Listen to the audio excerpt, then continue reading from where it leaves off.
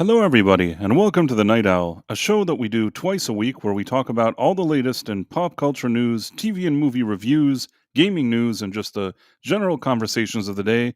For those who don't know me, I'm Price of Reason, and with me, as always, is my co host, Professor R2. How's it going, Professor? Oh, it's going all right. Oh, no, I have a price talking in my ear. I've got a window open somewhere. Hold on. That happens. There we go. All right, found it. Yeah, going well. It's things are getting busy. The kids are back in school, students are back in town. I've got to start teaching again next week, so things are getting extra busy, but that's all right. That's just just how things go in a college town, teaching a job. At a university. So yeah, it's just part of the rhythm of things. But it's always sad when the summer's over and now everything gets wild and crazy again. But yeah, that is just how it is. I know a lot of people out there are like, oh, and I have to work 12 months a year. I was like, well, no, I mean, I still work. A lot of those months I don't get paid, but No, I it know, I is what it know. is. I have another friend who's kind of in the, academia world, whatever you want to call it. And it's not, maybe there's some time in the summer that he has off a bit, but it's not the dream that everybody thinks it is, that the whole summer he's just sitting there kind of, Yeah, with nothing to do, with just like a pina colada and whatever on the beach. Like, that's not what happens. exactly. It's nothing like that. So I know from him. I mean, maybe from the whole thing, from what I recall, he can get like one good month. Like, Yep. maybe there's a month hidden in there that he could genuinely be on vacation, but there's a lot of other stuff that needs to happen there. Yep, there's all sorts of things that you gotta get done over that period of time, and prepping materials and rewriting stuff and all sorts of things, so, yep, you Ex just do what you gotta do. exactly. Yep. Uh, Oh, what well, what it's what all we got in the news today, Bryce? To be honest, I've been quite busy. I haven't really had a lot of time to keep up with the news. I know there's some stuff going on with, negotiations between, with the US, between, Ukraine and Russia. I've heard some of that stuff that's been going on today. t Yeah, what else has been, I mean, to be stuff? honest, I actually, beyond these kind of meetings and these photo opportunities and everything, it looks like Trump has gathered people and people are trying to do something, but just my personal opinion, all of this really doesn't matter yet because it really matters at the end what Putin agrees to and how it's all going to work with Ukraine. It's nice that people are sitting. At least, if nothing else, it looked like Zelensky was more polite this time around. He He wore a suit. he didn't wear a tie. He wore Didn't like wear a tie. he did No. something that resembled a bit of a suit more. He could have done it a bit better. This is what I would have done if I was him. If I wanted to show that like the same thing, oh my country's at war, blah blah blah. What I would have done was wore an all black suit that has like a jacket and a button down shirt, which at least he did that. But then I would have added maybe a tie that's black. And worn actual shoes. And then at least it's like a compromise. It's like I'm not gonna wear like all like white shirts and things like that. I have to honor my thing, but at the same time, he sort of comes in and he doesn't look like completely disrespectful, Like a which douche. like a Yeah. douche. I mean, he was still a semi douche, but it was, Oh, I'm I not guess, saying he didn't act like one, I'm just saying he wouldn't look like one. right. The last time he looked like a douche and acted like one. This one he looked like a semi douche and acted less douchey, I would say. Yeah. He seemed to Uh, annoy Trump less and whatever. just a When little bit less. Right, Yes. and, I don't know, and you saw these world leaders sitting and whatever. I mean, at least it looks like there's an effort here, and, none of those world leaders, the I don't know if they like Trump or not, but they're at least sitting there and seemingly acting in a respectful way, so Yeah. Yep. I did see some meme videos today. There was one that I don't know if it was somebody doing a Trump impersonation or if it was someone using AI to do Trump's voice, but it had like basically Trump commenting on all the European leaders arriving in Europe I or think that was some arriving kind at of the White AI. I know House. exactly what you mean. Yeah. Oh, this guy, he looks. Oh, this is the British Prime Minister. Yeah. Someone told me he's gay. I don't know. We have a poop sticker, I think, from the dead man. Yes, we did. 99 cents from the dead man for a poop sticker. Thank you, dead man. This is very important stuff. Very Let me nice. try Very to nice. use some of our technology here to Ooh. commemorate what just happened here.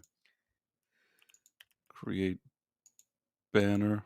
I tried to create it, but it didn't work. Oh no. Is Yep. our high tech system here failing us now? I think it We is. have such incredible technology here at Price of Reason Studios, and I don't understand. It's not working, Professor. I can't make it work. Oh no. I This think is bad. it is bad. Sorry, the dead man. I tried a banner, but you'll have to take my word for it. The dead man did actually give us a poop sticker. He did it. It says I'm not an administrator, which is strange. Hold on one second, Professor. Yeah, maybe you drop out. And Price is gonna drop out, and he'll be back in just a moment. In the meantime, I'll look here and check out the chat. Who all's hanging with us tonight? I see FKHC 2005, always first in the chat. Always good to see you, FKHC. And we've got Keely Chow with us, Jonathan Conroy, the amazing Tim Hayes, and yeah, Dead Man, Yitis, Bishop Judas. Hey, tell some jokes. Here, I fixed Oh, it. always wants to Now it's tell me. official. The dead Always want. man, Everybody 99 always put me on the spot, wanting me to tell a joke. cents. Yeah, and I see some good people here in the chat. I see Kivo. I see Elizabeth Quince. Oh. Zunar JS. So, why don't Hayes. skeletons ever get in fights? To get to the other side. No, they don't have the guts. I didn't know that one, actually. YouTube has been buggy today. Yeah, I guess a lot of things have been buggy. In any case, Bug tube. there were some pictures. I don't know if today, if you saw that, like, these leaders are at the White House, and they seem rather respectful. So I thought that was interesting. Let me see if I can find that anywhere. I heard there was also a hot mic moment with some of the European leaders bashing the media over here in the U.S. I wonder if we can find some of that. Well, I didn't have that, but let's go. Let's do the sharing thing for a second just to see some of these photos. And here we are. I think, oh, sorry, presentation. And banners, remove. Okay. You know what? If I'm already in a banner mood, I'll just write Trump meets with world leaders. This is so, like, unofficial the way we do business here. You know what? The only thing missing from this picture is a TV with a football game on and a big old bowl of 7-layer dip. That's what we need. It was interesting to see it, though. So let's look at what happened here. You have Trump with all the world leaders sitting around his desk. Somebody wrote it's the best photo of 2025.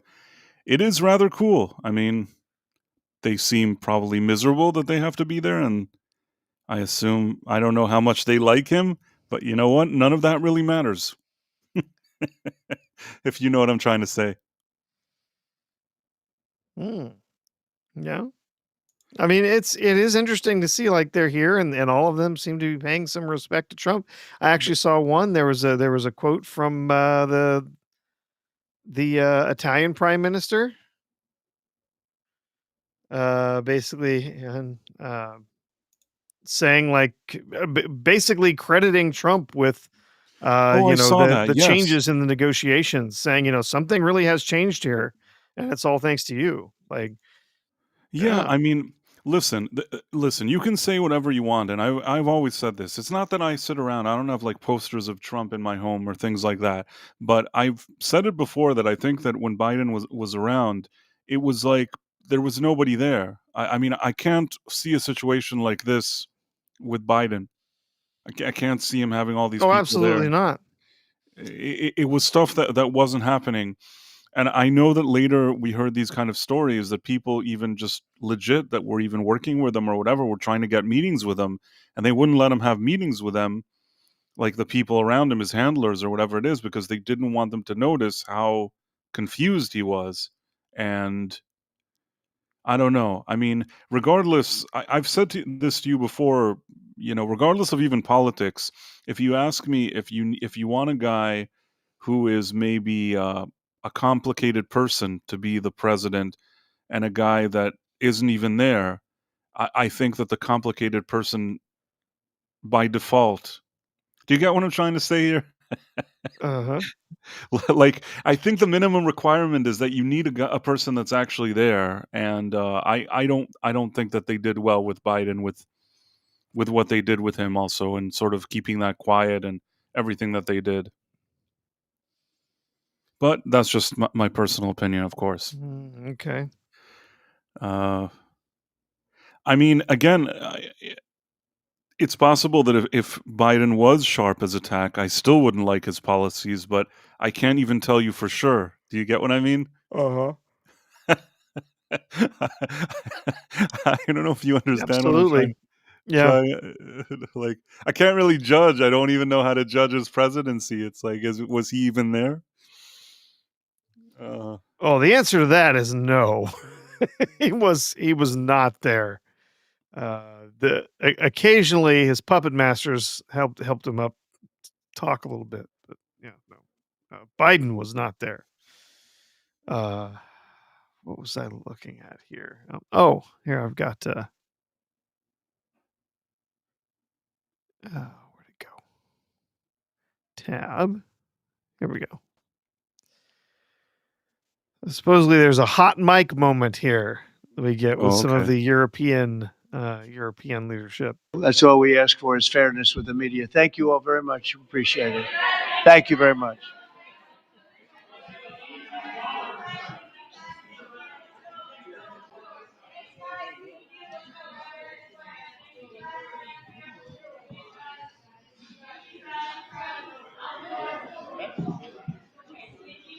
No, thank you for being so fair.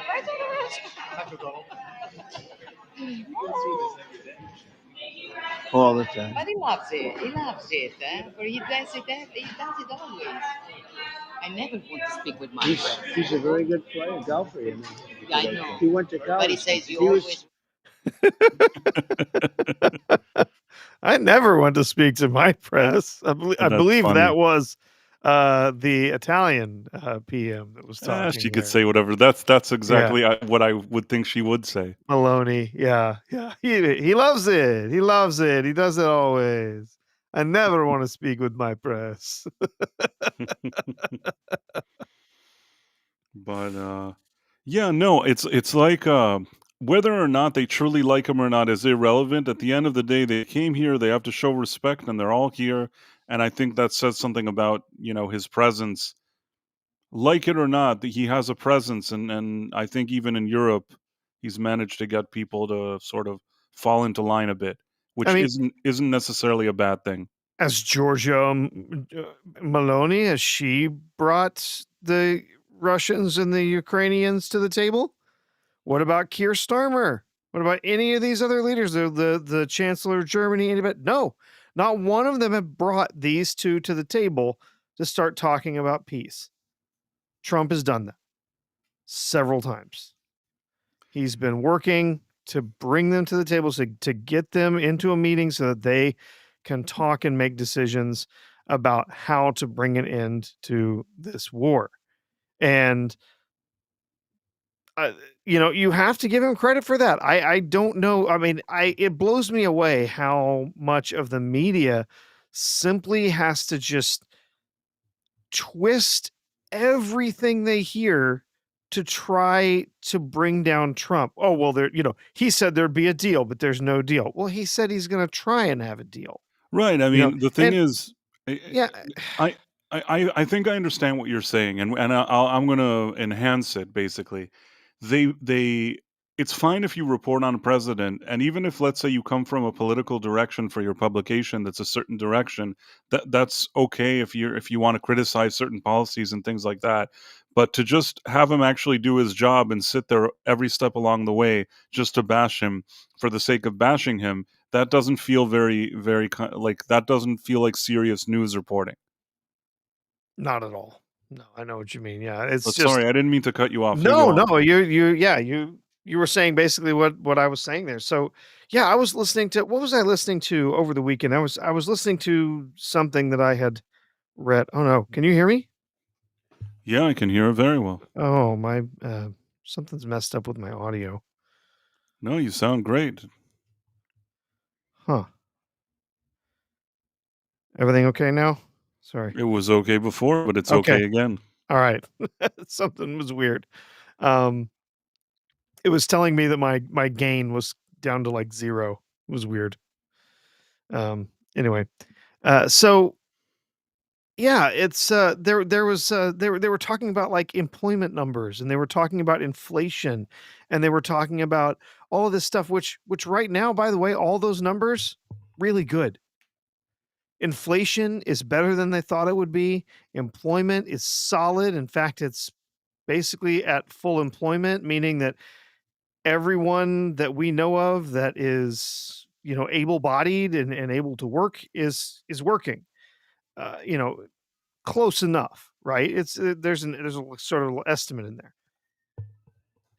Like and looking at the fact that consumer confidence is also climbing. People are still spending money. They're spending money at a greater level than some of the economists had estimated. All of these things are great news. And it was hilarious to watch this journalist on I do believe it was MSNBC, which is getting renamed, by the way. Maybe we'll talk about that. MS now, yeah. MS now. Uh, but they were talking about this, and they were just twisting themselves in knots to be able to present this as all being negative, right?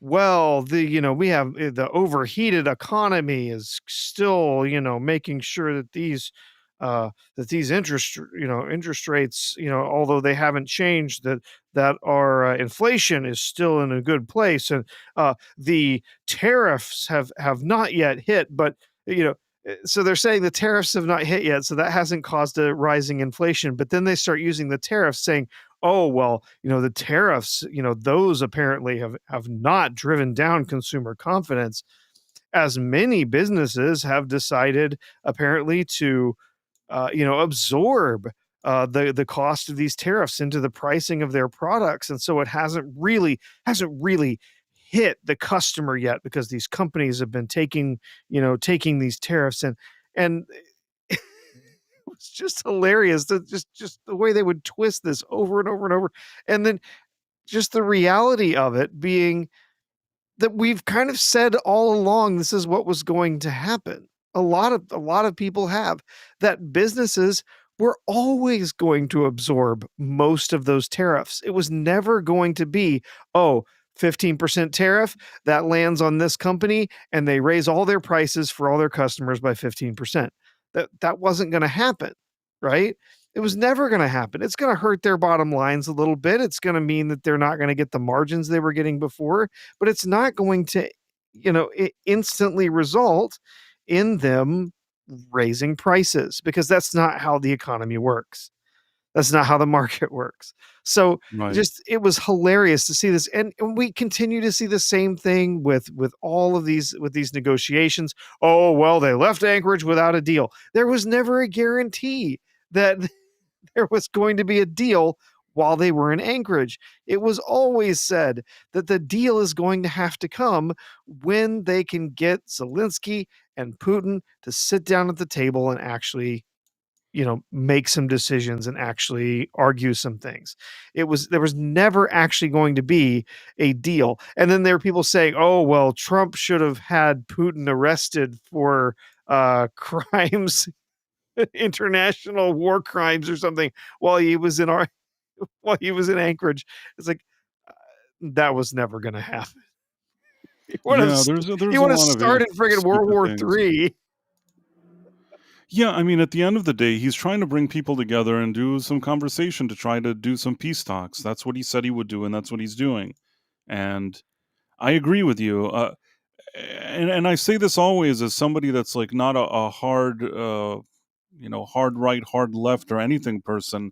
At the end, you want to do what you think is actually good, and getting some people to talk and maybe stop a war isn't necessarily a bad thing. I don't think that he's doing something bad, and the media just constantly trying to say that every single thing is bad is dumb. It also it's not like they have a lot of credibility these days anyways, but whatever little credibility they have, um, talking about numbers that look to be improving and making it seem like they're not improving, and then at the same time peace talks making it look like that's bad, that's all really dumb, in my opinion at least.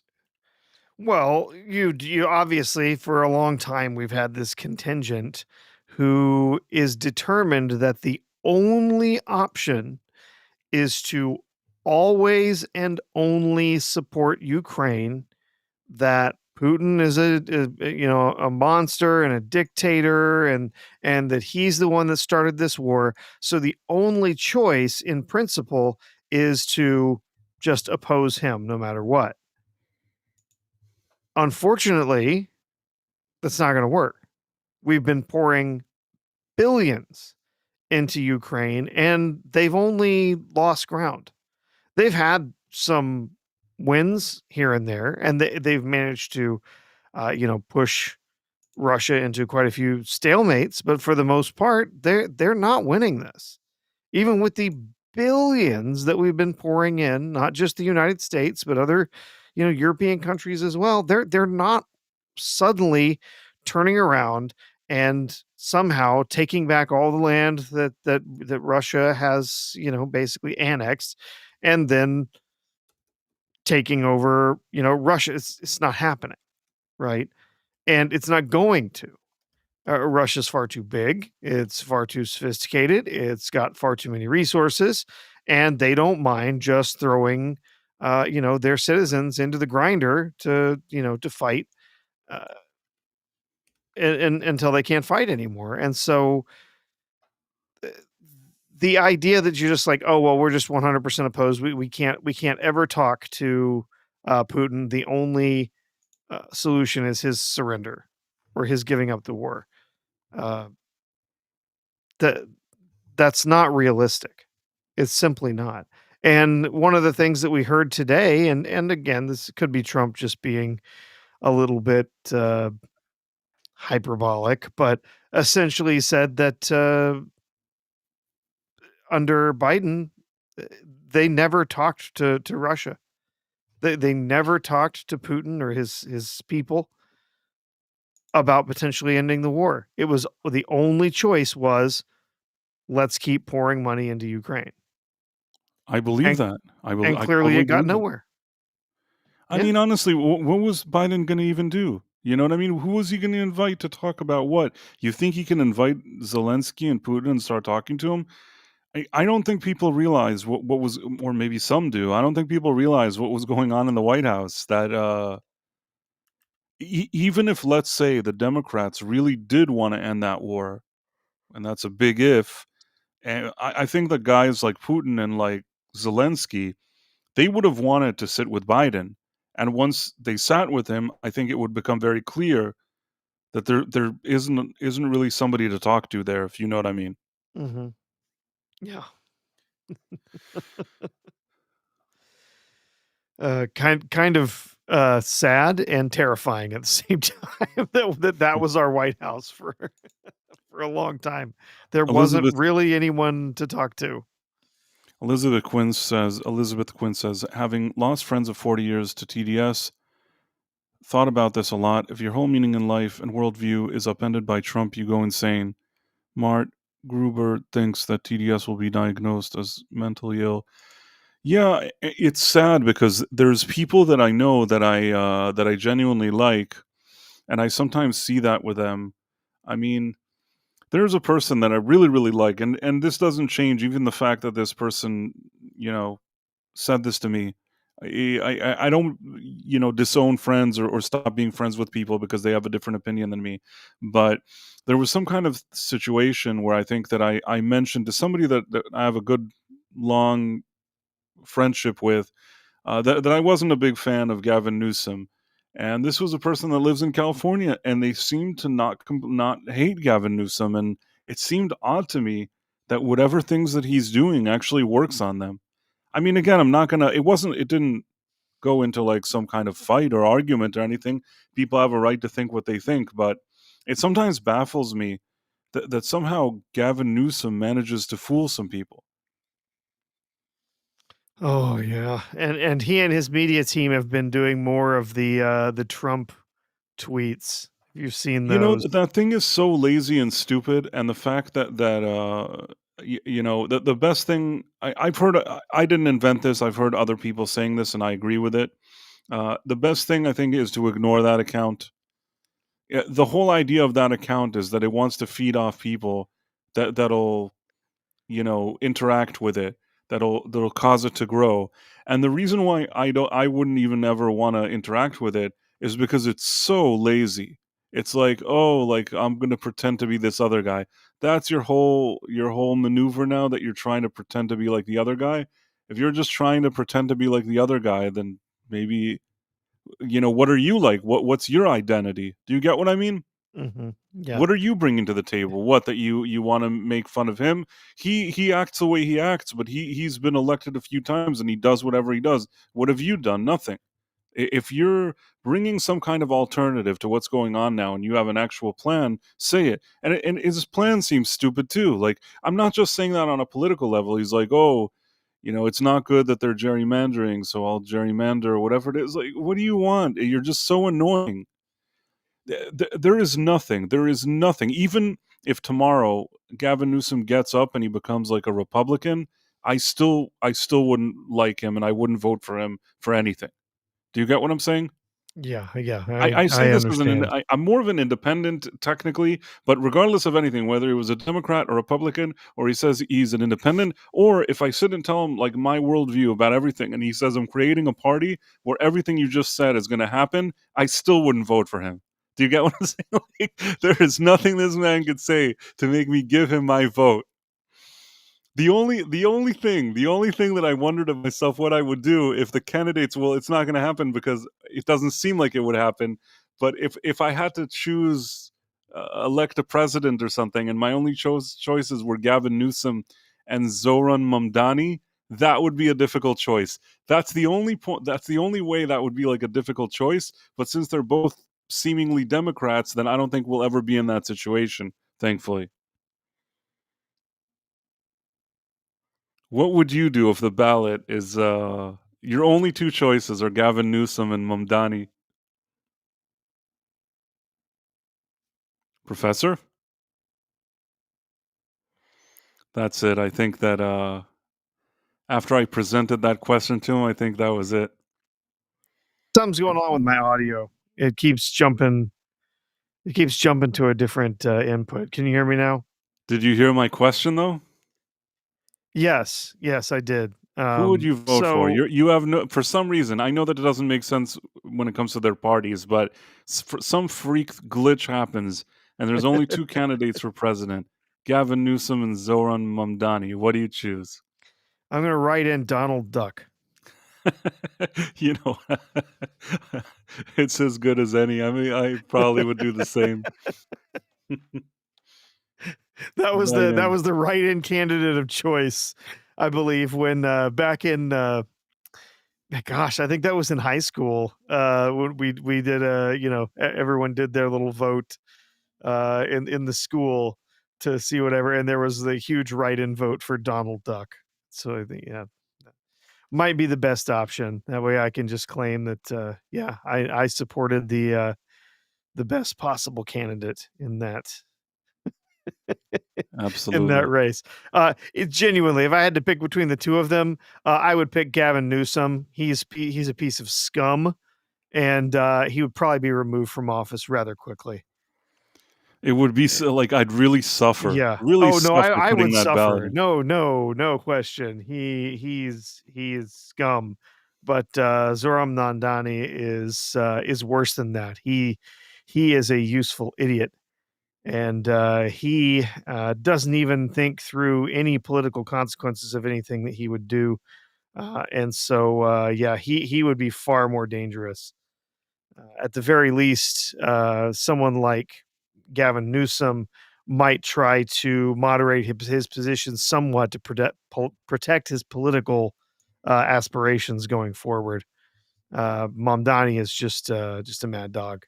I wouldn't vote for him for anything. Right, but that would be really a difficult Oh choice. So yeah, let's look yeah. at this thing. This is a video I want to see. Let's work on that and let's try to put pressure on Russia, because the credibility of these efforts we are undertaking today, are depending on at least a ceasefire from the beginning of the serious negotiations from next step on. So I would like to emphasize this aspect and would like to see a ceasefire from the next meeting, which should be a trilateral meeting wherever it takes place. Well, we're going to let the president go over and talk to the president. Let's work on that and let's try to put pressure on Russia, because the credibility of these Yeah. efforts. It seems like she was annoyed. That's what people were saying. Yeah, yeah. She always was annoyed, to be fair. Yeah. I wonder how much she really wanted to be in public service as their prime minister or not. She seems to have a good sense of humor, which I find really funny as a somebody who's serving at that level to have a good sense of humor. And she's obviously a lovely woman, but yeah, I don't know. Her politics seem to be very uh it, there's a lot of weird positions kind of mixed together in her politics, it seems like. So I honestly I've it's been quite some time since I had a chance to really look at some of her different positions. But um yeah, she's an interesting choice because she doesn't seem to really fit into a mold. um Someone's saying, who is that again? That is uh it's the prime minister of Italy. Is Georgia? I can't remember how to pronounce it. Is it just Georgia? It's Maloney is the last name. Yeah, Giorgia Maloney, yes. I'm trying to find that clip. Do you know where that clip was where the guy was saying that now that Trump's in office, like, it's better? There was some what was that thing? Who was saying that? I'm not sure I saw that clip, so I do remember seeing something, but I don't know where to find it. Do you remember what the guy was saying? no. I don't think I saw that same thing. I will say I do remember I while you're looking at that, Giorgia Maloney, who's been in office for a few years now, her political party is the Brothers of Italy, which is Fratelli d'Italia, which always makes me laugh because it makes me think back to the joke from the Goonies, where you have the Fratelli brothers. Well, Fratelli means brother, so they're the brother brothers in the Goonies. I remember. I think I learned that in high school, and I was like, "Oh gosh, that's hilarious!" Like, because I had a friend in high school who was he decided he wanted to learn Italian. Like, well, they didn't have Italian as a language in our high school, but he just decided, like, I want to learn how to speak Italian. So he started learning stuff, and he was like, "Hey, Fratelli means brothers, and that's Goonies." So yeah, anyway. That's funny. Hold on. Let's see. We got another super chat, by the way. Oh, where is it? Another super chat over on YouTube. Well, that's good to see. Let me Back see where about it is. 10:59, straight up 11 p.m. I'm It's trying to find been it. a little bit. Oh, okay. It's the Dead Man, Yeah, another one 4.99. from the Dead Man. So he writes, so I've Super chatted. SC all my favorite YouTube Super guys chatted. Yeah. super chatted. So I have to super chat you as well. Check out Strange New Worlds 3x6. They actually made a Star Trek episode. The thing Season is, 3, even if what you're episode saying 6. is true, I can't give them even the minimum respect. I'm not dismissing what you're saying. Like when Yeah. I did watch the season 3 of Picard, as much as I didn't want to give them a moment of my time, it had its issues, but I didn't I didn't hate it. But at the same time, I really felt that with the end of that season 3 of Picard, I felt like that was the end of the road for me. And like Professor keeps saying, unless Kurtzman leaves, I did watch Section 31 out of sheer curiosity. That was a disaster, but man, to Nothing. to put Absolutely nothing has been as disastrous as that show. I mean, yeah, unbelievable. That or the TV movie. Section 31. I just unbelievable. I yeah, you don't want to know the truth. Today, I got the email that said, "Oh, hey, you're coming up on your renewal for Paramount Plus." I kind of looked at like this show and that show and whatever. Yes, I know we've got a new season of Stallone's show, Tulsa King. Tulsa King. I do want to see that.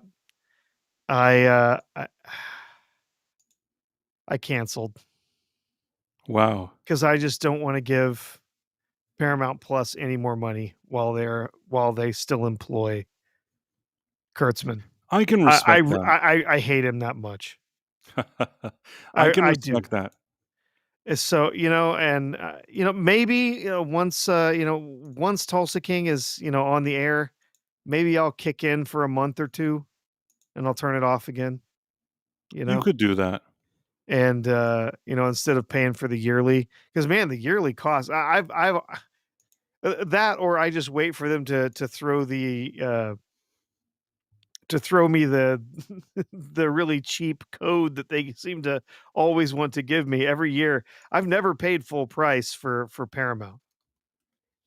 Every year, every year, I wait like a month or 2, and then they throw me a code. They're like, "Hey, we want you back. Here's 50% off an entire year." I'm like, "Okay, I'll pay $5, $6 a month or something." It's like, Yeah, they do I'm that sometimes. I'm not gonna but I'm not paying you $120 or whatever for a whole month or for a whole year of your service with ads in it, right? Like, I'm not doing that. Uh, but yeah, maybe they'll more quickly than usual, maybe they'll turn around and throw me a code to get my Paramount Plus back for cheap. But yeah, I was just like, no, I don't want to give them any more money while they've still got Kurtzman. Like I also want to be able to send a signal. Like the minute I find out that Kurtzman has been fired, like I can go to Paramount Plus and sign back up and be like, take my money. Give me good Star Trek, please. Gi- But oh yeah, man, I am looking forward to that new season of Tulsa King. Yeah, yeah, I am looking forward to it as well, and I can understand you. I mean, Kurtzman really is terrible, so can't blame anybody. Can't blame anybody that would cancel. But if I ever can, out of respect to you, dead man, maybe. But it's a really really tough thing to overcome. Oh, that is a It's so big tough. ask, buddy. It's a big ask. It's like I'm cool with putting this super chat on the screen and talking about. I can sing a song if you want, but man, that Star Trek thing. Yeah, I that's a big tried ask. watching Strange New Worlds. I watched like the first 2 episodes of it and I was out. And some people were like, "That was the best season. Those were the best episodes." Well, if those were the best episodes and I was out, then it's best that I didn't continue to watch it. Do you get what I mean? Absolutely. Absolutely. I know what you mean. I I watched the whole first season of I feel bad for you. Strange I New don't know why you would Worlds. do such a thing. I watched the whole first season of Strange New World. Well, some of these shows, Star Trek shows, tend to take a while to get rolling, right? And so You thought Strange New Worlds was gonna get I rolling? thought maybe, and there were a couple of characters that I thought, man, I do kind of like the actors. I kind of like the characters. Maybe they'll do something interesting with this as some of the people get a little bit more comfortable with the character that they're playing. And it was just up and down all the way through the season, up and down, up and down. And then it just like the last couple of episodes just petered out. Then they killed off the best new character that they had introduced, and they turned the Gorn into xenomorphs. And I was like, this is just stupid. I why did I even bother watching this? Yeah, Tim Hayes, strangled nude worms. Yeah, that was Klobby's term for it. But yeah, no, when I came back, I thought, well, maybe the second season, maybe they'll really hit their stride.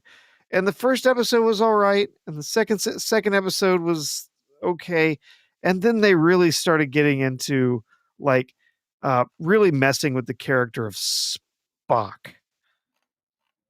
Oh, and like, oh, Spock eats bacon. Spock acts like a teenager.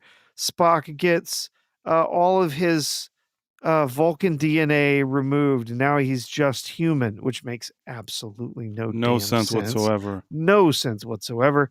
So, especially since he still has all the same memories, so he would still have all the training that he went through before. So he would still basically be the same person. I mean, I was so dumb, and I just got so sick of it. And then, yeah, of course, later on in that second season, they kept doing more and more damage to the character of Spock, and then they had the absolutely ridiculous musical episode, which I didn't even watch that. I was long gone by the time that aired. I came back and I watched a few clips here and there of it and just rolled my eyes and just practiced my, keeping myself from vomiting. It was just so bad. It was awful, and I had absolutely no interest whatsoever in watching the third season. The show, the actors, the characters, it's just all just dead to me. Gaida says, Yeah, "Wait, there was a musical episode?" Yes. There was an episode where a strange, weird nebula anomaly thing in space made everybody sing like the musical episode of Buffy. And now everyone has to dance around and sing. And then there's Klingons wearing uniforms that are all blinged out in gold, and they're a boy band. It was the uh, most embarrassing thing I've ever seen in a Star Trek episode. I'm And so that's glad saying when people something. were sharing bits of that musical that I was just so far removed from it that it didn't even matter to me. But yeah, it was that show is so embarrassing. I knew it. I knew it from the first second. I saw what they did with Spock in the first two episodes and with the with Pike, and that they said that other lady was Uhura, which she didn't look like Uhura or act like her. None of those things worked for me, and I just said this isn't Star Trek. This is some weird scheme. And I understand that maybe the first season they kind of pulled the wool over people's eyes with their scheme.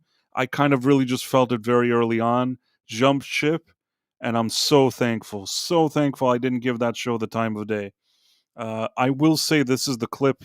It's a guy from Finland that I guess he's saying that Trump is doing a good job or something like that. Let's see what he says.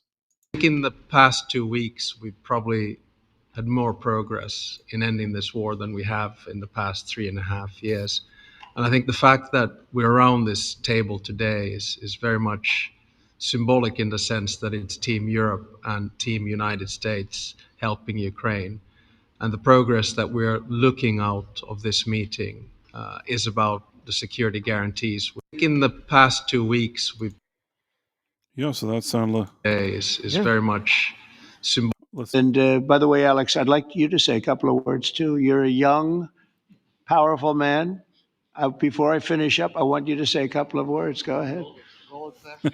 I'll take the notion of youth back to my wife and try to convince her. Thank you very much, Mr. President. He's even toying with them, in you the know, past kind of 2 weeks, playful. we've probably had more progress in ending this war than we have. This is from the other angle. That's what Trump looked like when he was talking. Listen, that seemingly sounded positive. I told you before, and I remember this in I remember in the debate with Kamala, and actually in that debate, in my opinion, in that first debate, she actually performed. It doesn't make sense that she would, but in the first debate with Trump, I think that she performed better, and she actually managed to push some buttons. Like the high point of Kamala's campaign was that first debate, because somehow she didn't say anything of substance, but she knew how to annoy him. And there was this one part where she said, "Oh, you don't know, you don't know what it's like once you're not around. All the leaders of the world, they laugh at you and they make fun of you." And like she said all that, that's what got him really annoyed. The truth is, I don't see that happening. I think that most of these world leaders, maybe they get annoyed at Trump because he doesn't budge on stuff and he doesn't think very much of them. But I don't think it's a situation that they're laughing at him. I think it's more of a situation that they genuinely fear. I don't know if to say fear. I don't know if to say fear him as much as they don't know. He's unpredictable, and he's the type of guy that you probably don't want to get him annoyed all the time. You know what I'm trying to say? I don't Yep. feel like this is they're all laughing at you. I that's not the vibe that I'm getting here. No, not at all. I think that they laughed a lot more at Biden. I mean, if any of them even got to meet him or had to meet him, it was like you're talking to nobody. And don't trust Yeah. me for this. This is like what Clooney said. Mm. Clooney only remembered it, though, at a very late stage. He went along with it for a long time, I guess. Just out of sheer curiosity, why is Batfleck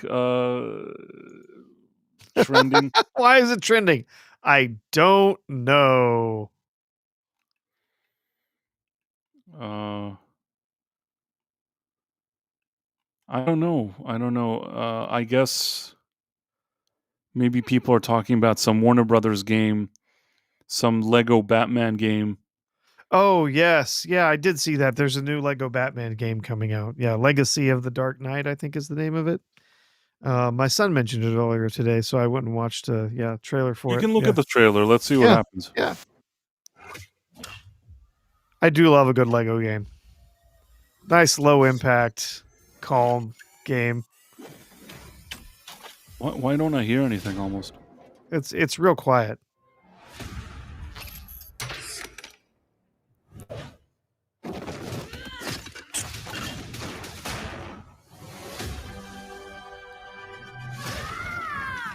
I need to become more than a man. I need to become a symbol. What did you have in mind?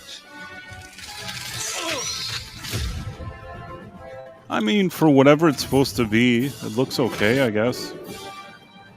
And it looks like it's an open world style of game. So it's sort of a combination of the Lego Batman games and then the Arkham series of games.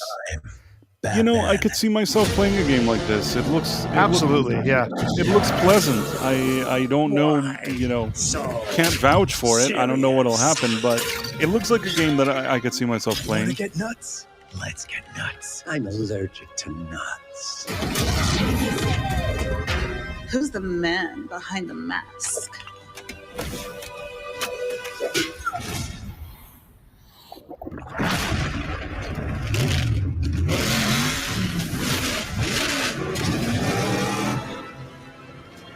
And that's the Batmobile from the new Batman films. And there's Penguin. Yeah.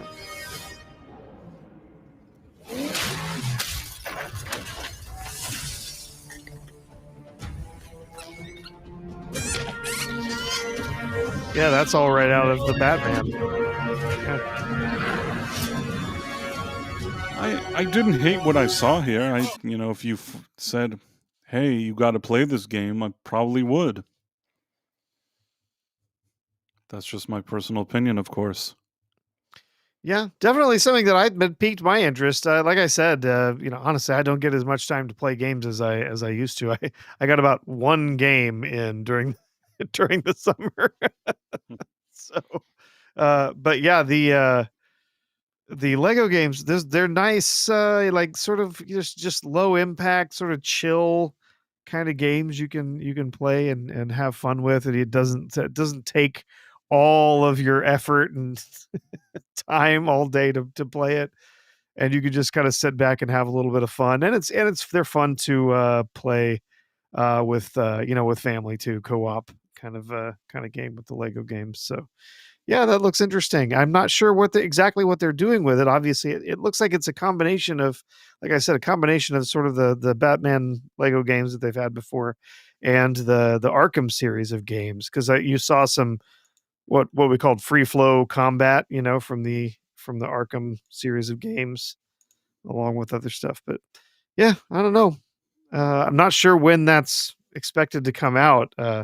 They had they had a sort of an open world style Lego Star Wars game that came out a few years ago, but it was one that, oh goodness, they kept delaying it, just year after year after year after year. They delayed it. Then when it finally came out, it was just boring as hell.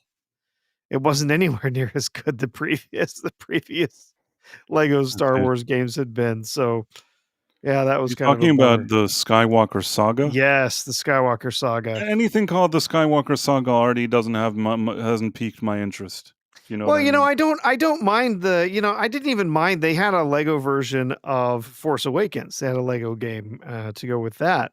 And I didn't really mind it, even though Force Awakens, lots of problems with that film. But with the Lego properties, with the Lego brand, there's always a lot of sort of tongue-in-cheek humor along with it. And so, yeah, especially like when they were doing they did the Lego games that had all of the prequel films in there that they did in the Star Wars Lego games, and there were all kinds of jokes in there making fun of some of the strange decisions that they made, constantly, basically trying to kill off, annoying characters like Jar Jar and so on, like, there's a little bit of tongue-in-cheek humor there, so I didn't mind, but yeah, it just didn't work, it just didn't work as well in the Lego Skywalker Saga. It just didn't have that same level of fun, to it as some of the previous, I stuff see. that had come out. I understand. Well, this Batman thing didn't look half bad. That's all I can say. Yeah.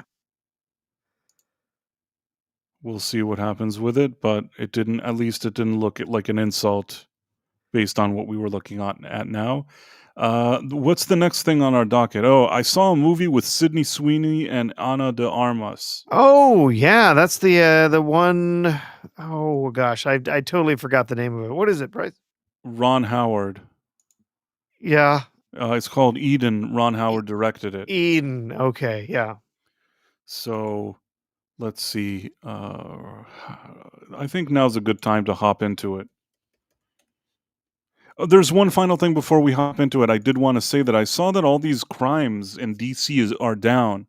I don't know if it's true, but it's like ever since Trump said he's taking over, suddenly all the crime has dropped. Can't tell you if it's true or not. I was just reading. People were like posting statistics. I don't know how quickly people would know. I can't tell you if this is true or not. But did you happen to see it? I mean, I've seen some statistics here and there, but I hadn't seen anything specific. There was like an actual here. This is something that I guess Elon Musk shared. Let me see. So Elon Musk wrote, wow. Paul D. Thacker wrote, I'm not sure how unhinged liberals supporting DC crime can respond to this. Let's see. DC Police Union. DC crime since the announcement of federal control versus the 70 days prior Robbery down 46%. ADW, remind me which one is that one? Oh gosh. Assault with a deadly weapon. Okay. Yes, that's it. Yeah. Less than 6%. Carjacking less 83%. Car theft less 21%. Violent crime down 22%. Property crime down 6%. All crimes down 8%. I mean, it's a start. I tend to think that if they're saying this is happening, then why? I don't think they have a reason to lie about it, and it may be true.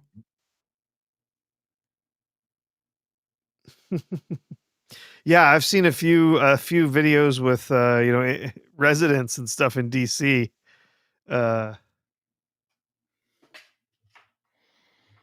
What did you say? I've seen a few interviews with people, residents in DC, just talking about like what the city feels like all of a sudden after all of the changes. Maybe I can find one. Okay, let me see if I can find anything.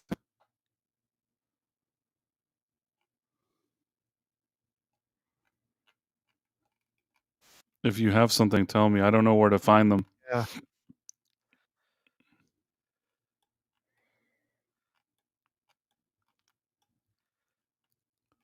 Okay, hold on. Yeah, here I have one. Okay.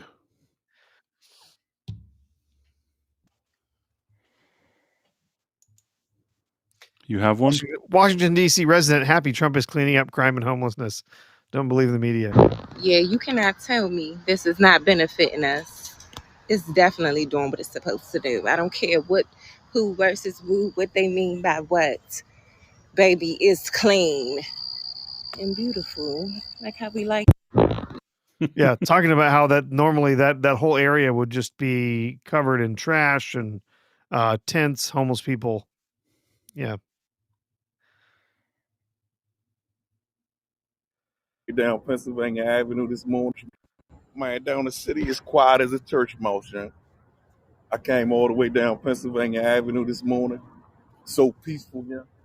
I don't smell no weed, young.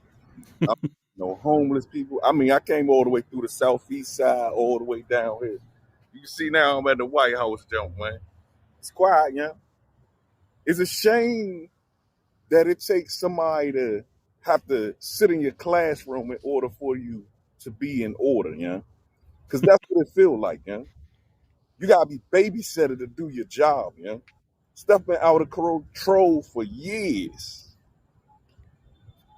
You gotta do better, young. You gotta do better, young. And mainly, young, you got the problems. It's us, man. It's always us giving everybody a bad name, young. We'll see how long this lasts, young. How many murders was it last night? How many carjackings was it last night? Talk to me. And y'all keep on posting all these data numbers and things of that nature that y'all see everybody else reposting. The stuff that came from the Metropolitan Police Department and the mayor, young. Let me tell you something, young. Let me tell you something. You can't be that stupid. You can't be, man. Who enters that information to get that data analysis, young? People do. You can enter whatever numbers you want to make whatever report show what, but you can't hide the crime, young. You can't do it. No. Yeah.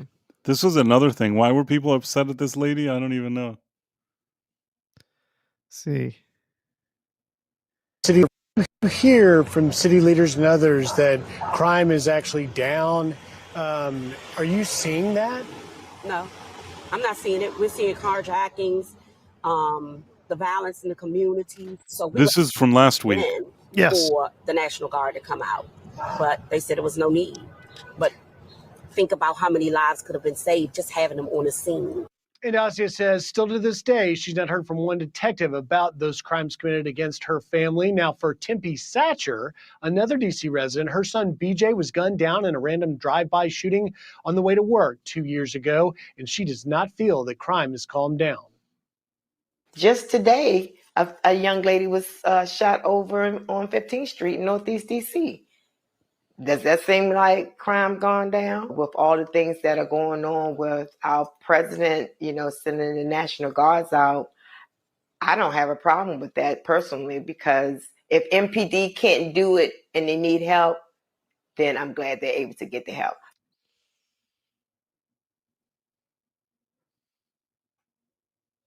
Working in the area or just tourists right now? Work not far from here. Where do you, if you don't have to tell me, but where do you work? I work at a law firm. So you're an attorney? No, but I assist. Oh, cool. So what are your thoughts? Today we're talking about DC crime rates. Is it safe to live in DC? Do you agree with President Trump federalizing for 30 days to sort of stamp down on crime? What are your thoughts? I agree with it. I was born and raised in the district, and I've never seen the things that I see today with children as young as 3 years old being shot. I mean, where does that happen? I think it's a bad idea to fear what this president is doing. I mean, he actually lives in the city now. I mean, come on. He would be foolish, I think, to ignore things like that. A child 3 years old being shot, or people being shot on the bus. I mean, that happened in upper Northwest Washington, D.C. Yeah, it does seem like there's quite a few people in DC who are perfectly happy with the way things are going. I mean, listen, I think they're always so quick to make it, oh, he doesn't like these people, he doesn't like those people. The truth is, who would be the people that think that having a bunch of crime and that nobody's doing anything about it, who would think that that's good? The fact that, those kind of far left people were organizing demonstrations like, oh no, he's trying to like clean up DC. Yeah. Is that really the the hill you want to die on? You know what Yeah, I mean? no, just once again, it's hilarious as they, as some of the memes were going around last week that quite literally Donald Trump has succeeded in convincing the Democrats to support crime. Like they have to now, because everything they do must be anti-Trump. They now have to go out and publicly be in support of higher crime rates. It's just insane. They can go out and they can say, oh, well, look at this statistic, look at that statistic. It's down all, look how low these numbers are. When you're like, those numbers are lower than last year's, but those numbers are still 400% higher than the numbers 10 years ago. So, you're like, oh, well, it's getting better. No, it's not. It's not. It's a temporary lull. It's insane that they will just constantly, no matter what, they cannot possibly give Donald Trump any kind of win. They can't actually step back and say that anything that he is doing is legitimately a benefit to society, a benefit to our country. Hell, did you happen to see the story today in Variety? We'll get back to your earlier review here in a second, but No, but before we do, there's super chat, so I just want to go over them we do need to get to some super chats, and then we'll do what you said, and then we'll do the review. So okay. Hold on one second.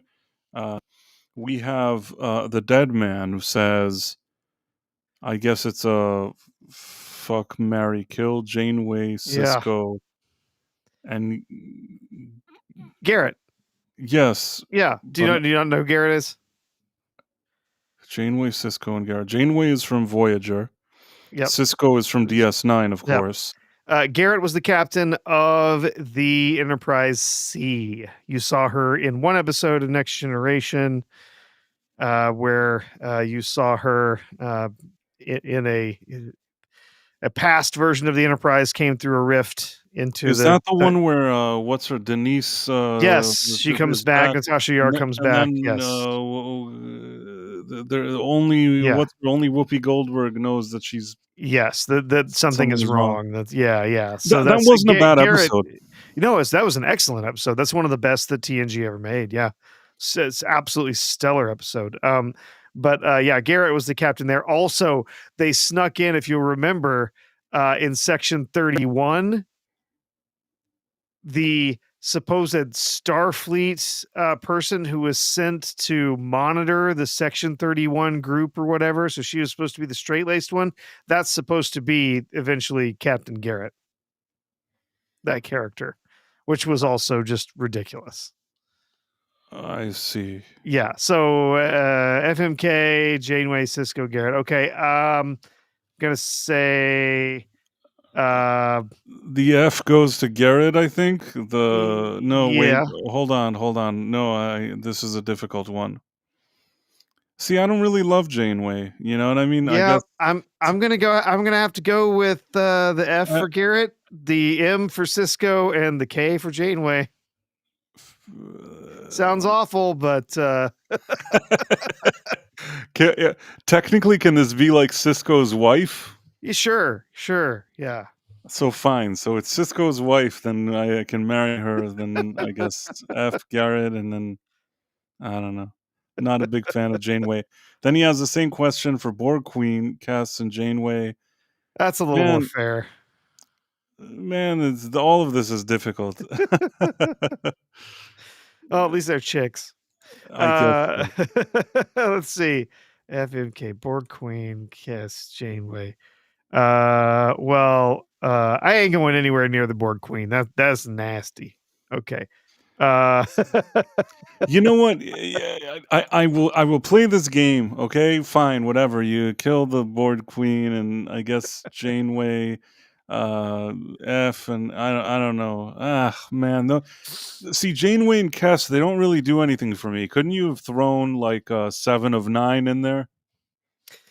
Well, I do have a rule about not sticking it in crazy, so going to be a little difficult to put it in Kess, but I think I'd rather just F Kess rather than marry Kess. So I think in that case it would have to be kill Borg Queen, marry Janeway, and just F Kess. All of this is suffering for me. Like you chose like the most unappealing characters in Star Trek. You couldn't give us anything to work with. The dead man. See, I can't kill Cisco, Phantom Outsider. He is, aside from Kirk, he is my favorite captain. I love Cisco.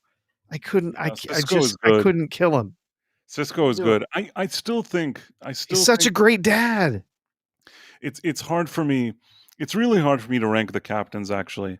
I mean, first of all, Captain Kirk for me is the number one because he's Captain Kirk. I don't think that I can give somebody his slot. The only question is who would be considered second. And there's things that I like about Jean-Luc Picard, about Benjamin Sisko, and about Archer. There's things that I like about all of them. And it's really, really a struggle for me. For a while,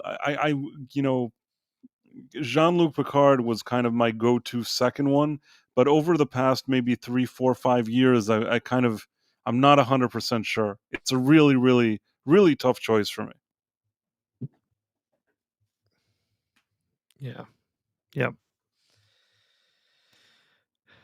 Phantom Outsider says, kill the Borg Queen, marry Kess, short lifespan, and then have Janeway.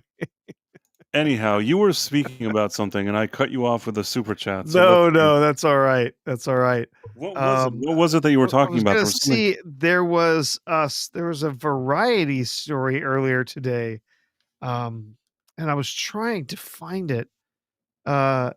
Basically, this variety story was like saying, well, now that we live in a fascist U.S. state, how can stories in Hollywood tell the tale of our awful, world that we live in or whatever? I saw something like that. I saw that pop up somewhere, and I just rolled my eyes and continued scrolling. Oh my God! Like, now that we live in a fascist state, it's like, okay, first of all, if you lived in a fascist state, you wouldn't be allowed to publish what you just published. So this is clearly not a fascist state. But yeah, it's just, here it is. Okay, I got it. Just for a laugh. Here we go. As fascism takes hold in the U.S., how will and should the TV landscape depict our real life horrors? And then, of course, has a shot from Andor. Good God. I fear people are going to stop inviting me to parties. At what should be a happy reception for a new series or a celebration for Emmy nominations, along I come to start a downer conversation. The world is burning. What are we going to do about it? So many snooty people. Who wrote this? This was written by Michael Schneider, who I believe is executive editor for television. Oh, sounds like such a dumb. Look at this dork. It's like, oh, I would be ashamed to even like press. There's that button where you publish the article. I'd be so ashamed to even press it. That there's people even with this mentality is embarrassing, I think. But what can I tell you? Perhaps the better question is, can we do anything about it? There are plenty of examples of how television helped advance social causes, perhaps the most famous of the last 25 years being the subtle impact of Will and Grace. That show was absolutely revolutionary when it came on in 1998, back when you could count the number of gay characters in primetime on one hand. The truth is that show never spoke to me, Will and Grace. I'm going to say something. I don't know how to say it and still seem like a swell guy, Professor. But I once, I think I turned it on and I saw that it was about some gay people. And it wasn't anything personal. I just said to myself, well, I assume that this show has a target audience of sorts, if you know what I'm saying. Yeah. It definitely had a target audience, and that Do you was get what I'm not saying? me. It wasn't not mean me. spirit. It wasn't mean spirit. I said, "Oh, okay, I get it. I understand." No, I know exactly what you mean. That they had a very specific demographic in mind for watching that show, and that was not me. I was not part of I that wasn't the demographic. target audience for it. Yeah. It wasn't like a mean-spirited thing. I didn't sit there and think, "Oh, why do they make this show?" I just said, I understand. I get what this show is." And then I took the remote and put something else on.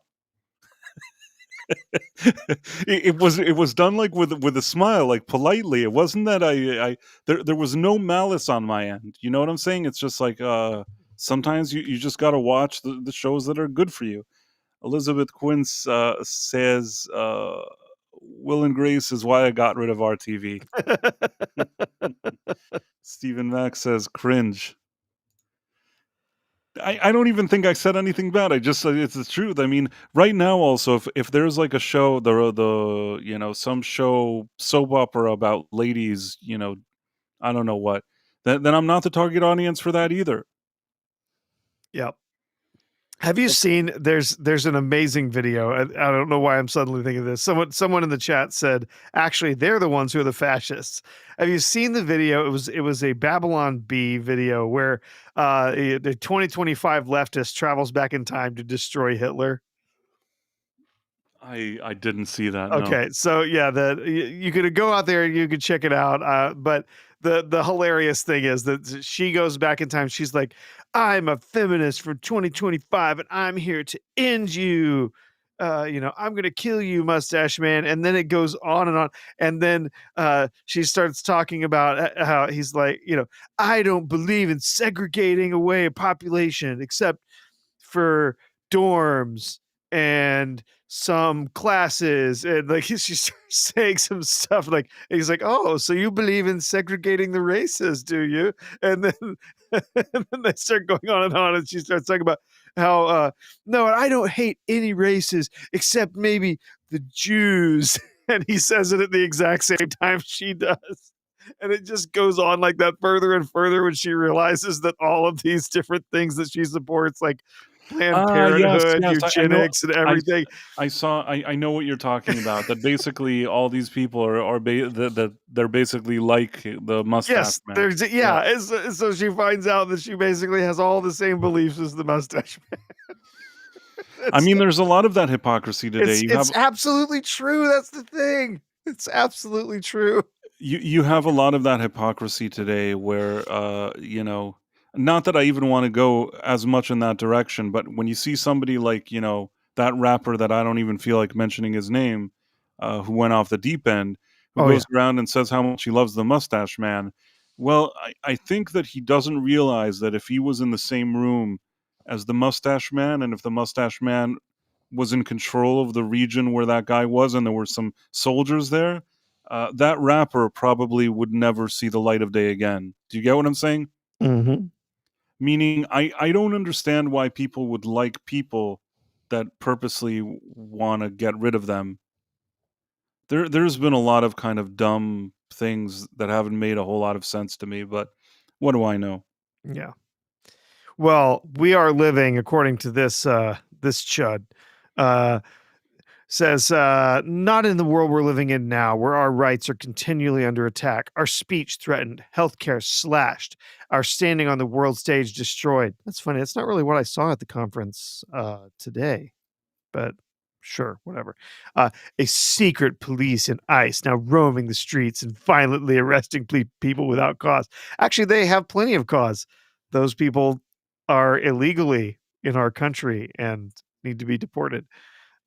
Military forces moving into cities because they don't support the president. No, moving into cities because they're out of control.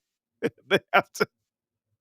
The local police are not doing the job of actually making sure their citizens are safe.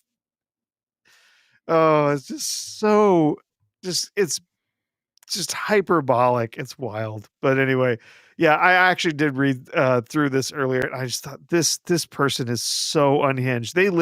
These people live in such a bubble, Price.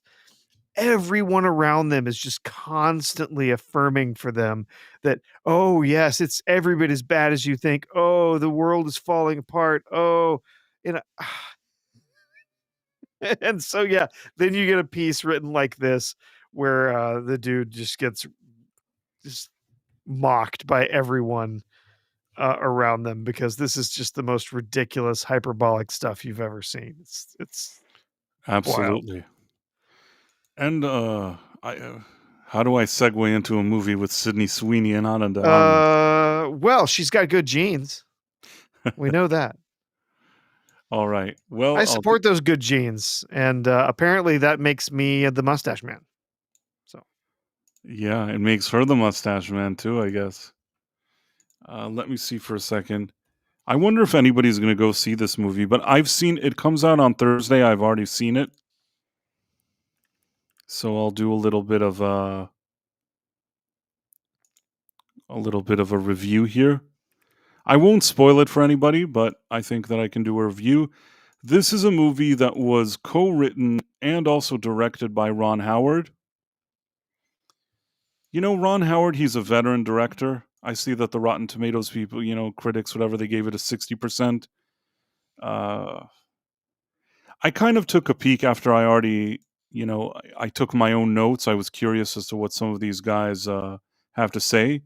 And, well, I guess I'll get to that. But what I wanted to say here, let's see if does it show the critics' reviews?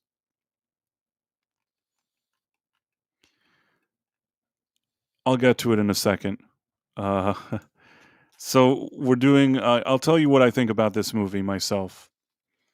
Do you know anything about it, Professor? I do remember something of this. I remember seeing, I don't think I saw a trailer, but I think I saw something about it. Basically, it's supposed to be based sort of on a true story of some people that went off to an island to sort of start their own little commune or whatever to try and create the idyllic society, utopia on some island.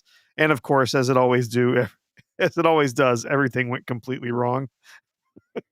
Oh, this is a good segue, actually, because we were Yeah. talking about all those delusional weirdos, and this is exactly the kind Plenty of of people that are, delusional weirdos who want to go off and create a utopia. the most perfect on an transition island. ever, Yeah. actually. Well, transition. I probably should have used a different word, but you know what I'm saying. In any case, segue.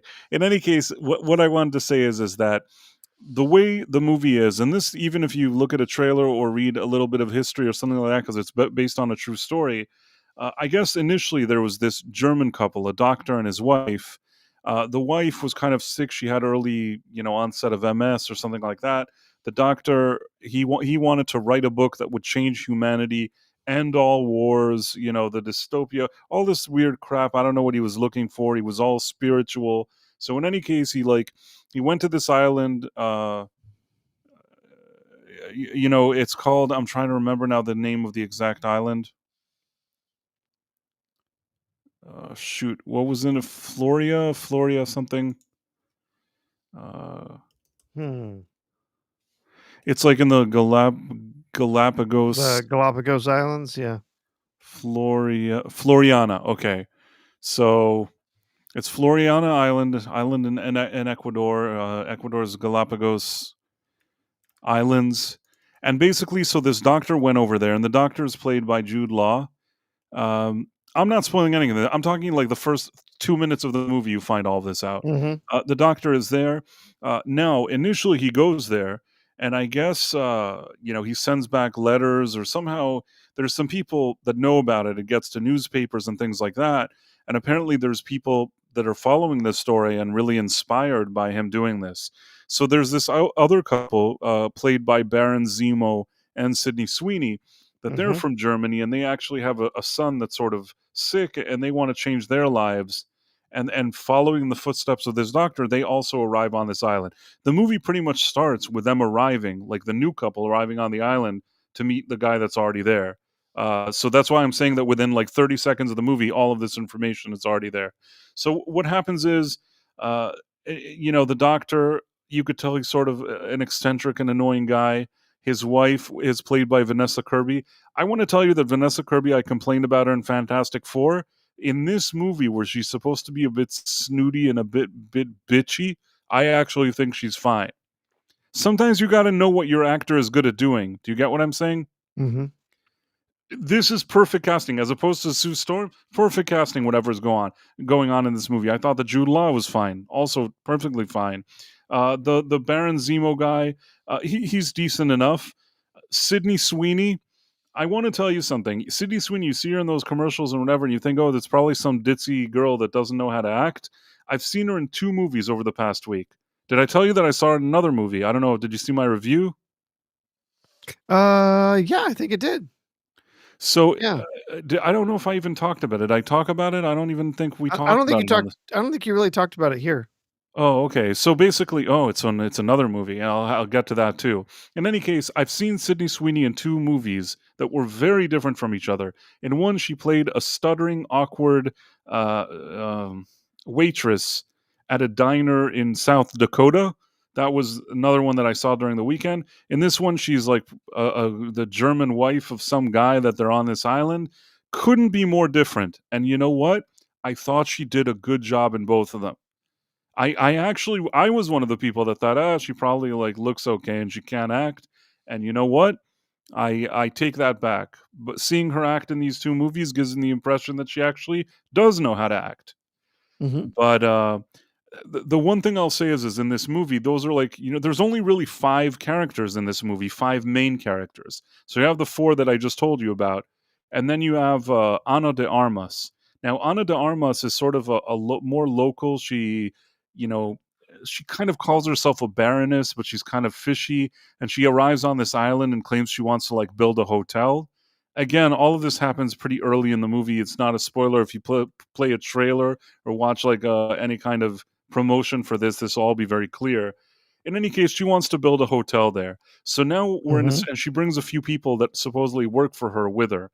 So now you have Jude Law and Vanessa Kirby. You have like Baron Zemo and Sydney Sweeney and their son, and you have Ana de Armas and the few people, dudes that she has working for her, and they're all on this island.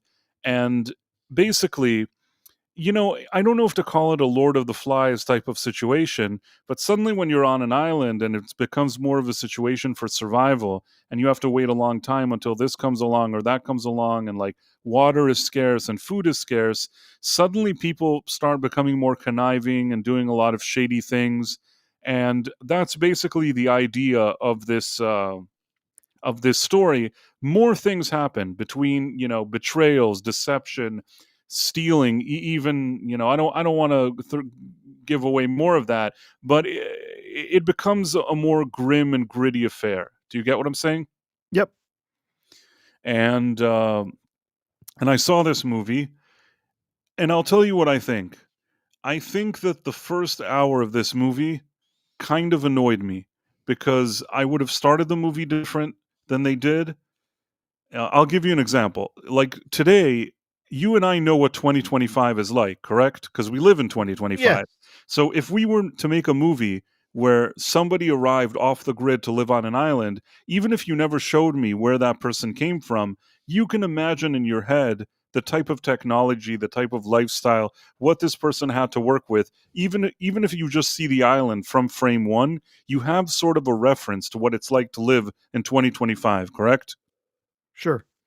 Now, if you're in 1930 Germany, I don't have that same reference in the sense that instead of showing us maybe this couple, this Sweeney and Baron Zemo couple in Germany, maybe with their sick son, maybe trying to find solutions, what their life is like and what it means that they're getting up and leaving to another place. And I'm not saying 5 hours. Just show us a little bit of it, show something. So then when they arrive at this island, I think it would have had a little more weight to it, and that we all also understand why they have to adapt to a new lifestyle.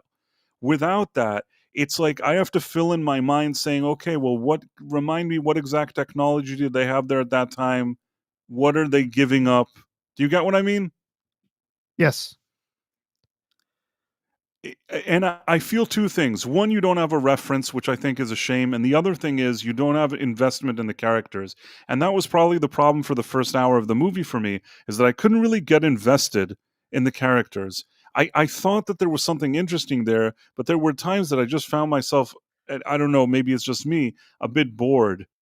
But I will say that somewhere around like the halfway point for this movie, the movie starts finding its footing.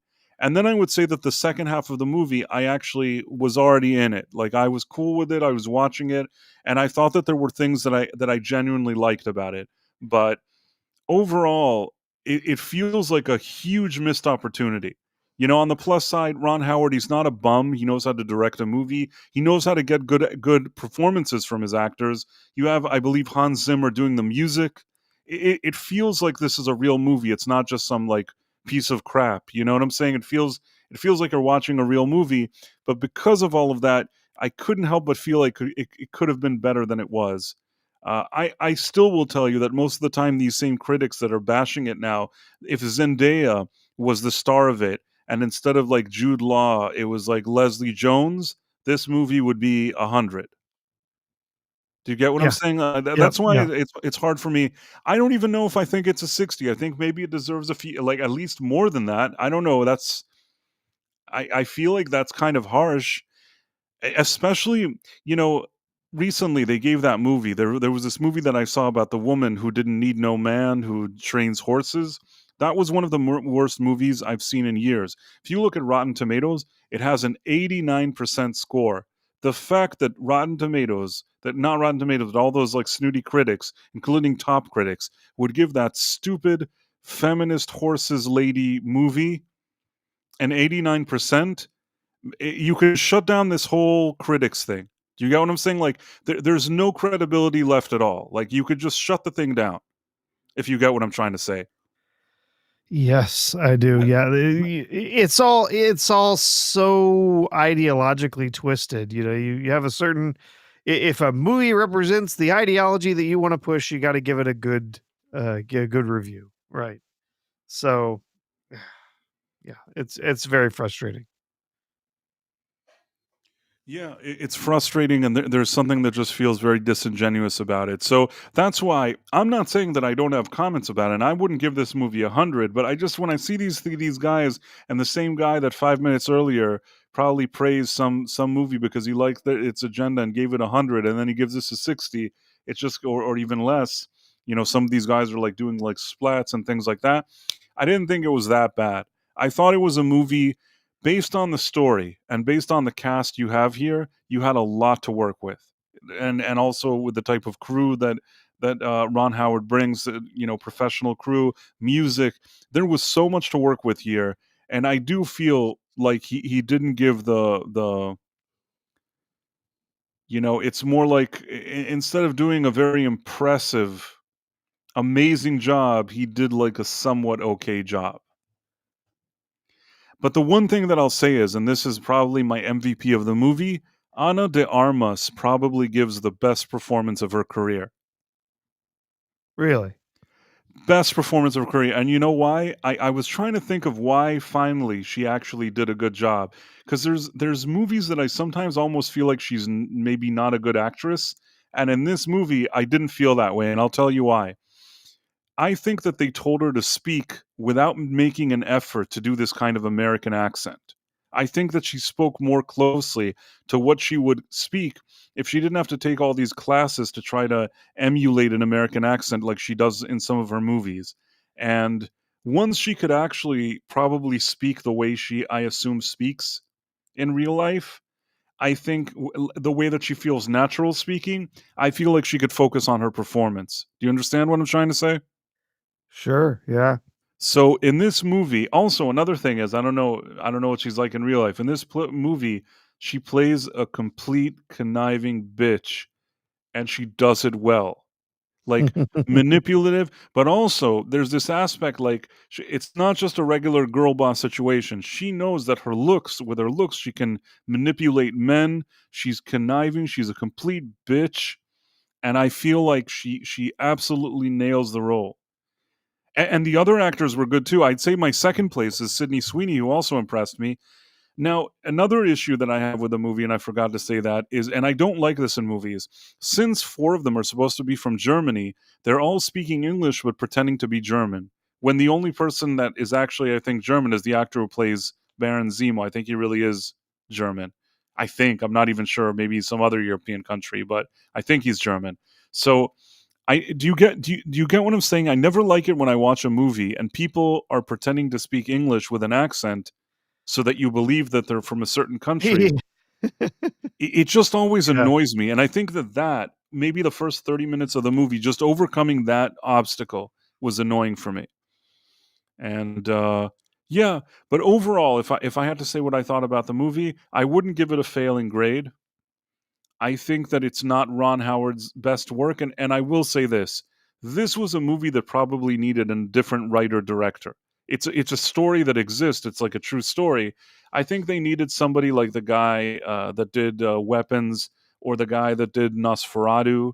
So something new. I just think that Ron Howard, he doesn't give me the feeling of like gritty crime thriller murder. Do you get what I'm saying? Yeah. Just not the. Yeah, not the cast and not the. The cast is great. Not played out in the way that you're looking for to really make the I will movie. say this: the cast actually was great, even though the part where the German was problematic. I don't know that a different director could overcome that any better. I don't know what a different director would do. But in any case, let's say I accept the weird German talking. I still think that Ron Howard wasn't the perfect fit to direct this. And with all of that being said, he's not a bum. It's a movie that he can make, but it's not the top movie that I think would be in his wheelhouse. Ron Howard seems like a more positive guy. He doesn't look like a guy that I think like the Prince of Darkness, if you understand what I'm saying. Yeah. He's tried to make a few movies like that, and they've with sort of darker like murder mysteries and stuff like that over the years, and they always they just don't work as well as the other stuff. He's Richie that he's Cunningham. made. How could he Yeah. be dark and gritty? You could see the smile on his face. He's Richie. And you know what? He's great as Richie Cunningham. It's not that I even didn't like. I'm not knocking that. I'm just saying he is who he is. Read by Nature says Nemo's actor is German. Yeah, that's why he's the most convincing guy that pretends to speak. But why would he be speaking with the other people in English? There's something about that doesn't fully work for me. But again, I overcame that, and there was an interesting story here. For the interesting story, for the performances, especially, I really think that Ana de Armas really gives, like I said, a career best performance in the movie. That was probably my MVP of the movie. I'd give it something maybe in the higher 60s. I'd have to think about it. I'd give it something maybe in the higher 60s. I wouldn't give it like 100, but I also see like splats and people doing all this like, it's a 60 because some people have given it like a complete fail. I'm sure that those are people that like watched the Marvels and gave it 100 or something. But I can't take those people on Rotten Tomatoes seriously anymore. As I told you, I still have yet to hear about my application to Rotten Tomatoes. I sent them an official application because they have a case by case basis of people they allow to be their official critics. I knew. I told you. I thought that they would give me like a bullshit answer, but they've never even answered me. Your application is still being processed. I mean, technically, that's what's going on. Like, I maybe at some Yeah. point I'll follow up with them. I'll be like, Yeah. "Hey guys, am I your approved top critic?" They should make me like a top critic. There you go. Fandom Outsider is backing you up. We had Read by Nature said Zemo's actor's German. Fandom Outsider says Zemo's actor was born in Spain. His dad was German, born in Brazil. Oh, his dad was one of the boys from Brazil, huh? His mom was Are you Spanish born saying in that Spain, the reason he so was in he's part Brazil? German. Yeah. Are you saying that the reason he was born in Brazil was because his father was one of those people that left Germany? A believer in the Mustache Man, perhaps. Yes. Usually, that's Yeah. what happens usually the circumstance which you just described Yes. traces back to a Mustache Man scenario. Yes. Don't want to is, throw Baron Zemo under the bus, but it's possible. Nope. That does historically that is a lot of the Germans who ended up in Brazil were in Brazil for the same reason. I agree. I understand what you mean. So, yeah. Yeah, he's a German Spanish actor, apparently. But he seems more German than Spanish, honestly. I would have thought German. I don't really think of him as Spanish, but what do I know? He was born in Spain. He has his citizenship is German Spanish.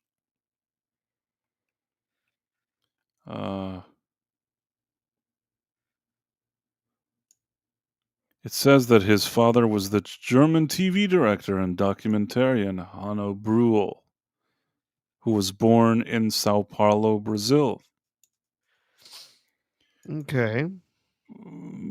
Usually, based on those years, it seems like what you said, Professor, but I don't want to. I feel bad that I'm jumping to such conclusions, even though I don't know what other conclusion to jump to. Yeah.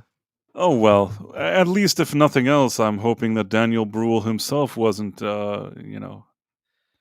he wasn't around when the Mustache Man were. He's a few generations on from that, and I'm sure that he's left all of that behind, I'm sure.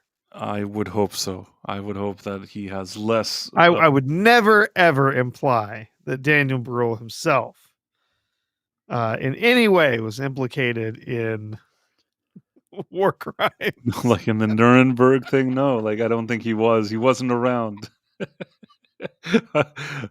I don't know how Daniel Bruhl got caught in our crossfires. We don't know why his father was born in Brazil. No, here's the We thing. don't have any I evidence. actually kind of like him as He an is actor. good. He's actually a good actor. Yeah. He's got an intensity. He's got that like a facial acting. Like he does that really well. And I actually kind of like him. He did when he had an opportunity to like really play Zemo. Not that I particularly enjoyed that the Captain America Falcon and the Winter Winter Soldier, that was terrible. the TV show with him, but when he actually got a chance to really like play the character for more than a couple of scenes, I really liked him in that character, and so yeah, I kind of like him. It's just so interesting circumstances around his family being from Brazil. It is very interesting. I'm sure there's a good explanation for everything, but in any case, He was a really good cobbler.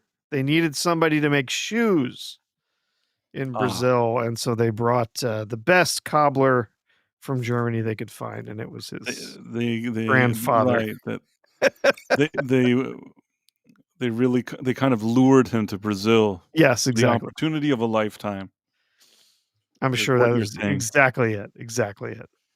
And then there was, so that's my thoughts on this movie, that I think that it's not the worst thing that can happen. If I really wanted to go to a movie now, and I went and I saw this movie, and I also kind of understood that the first half an hour to an hour are going to move rather slowly until I'm fully kind of invested in the movie.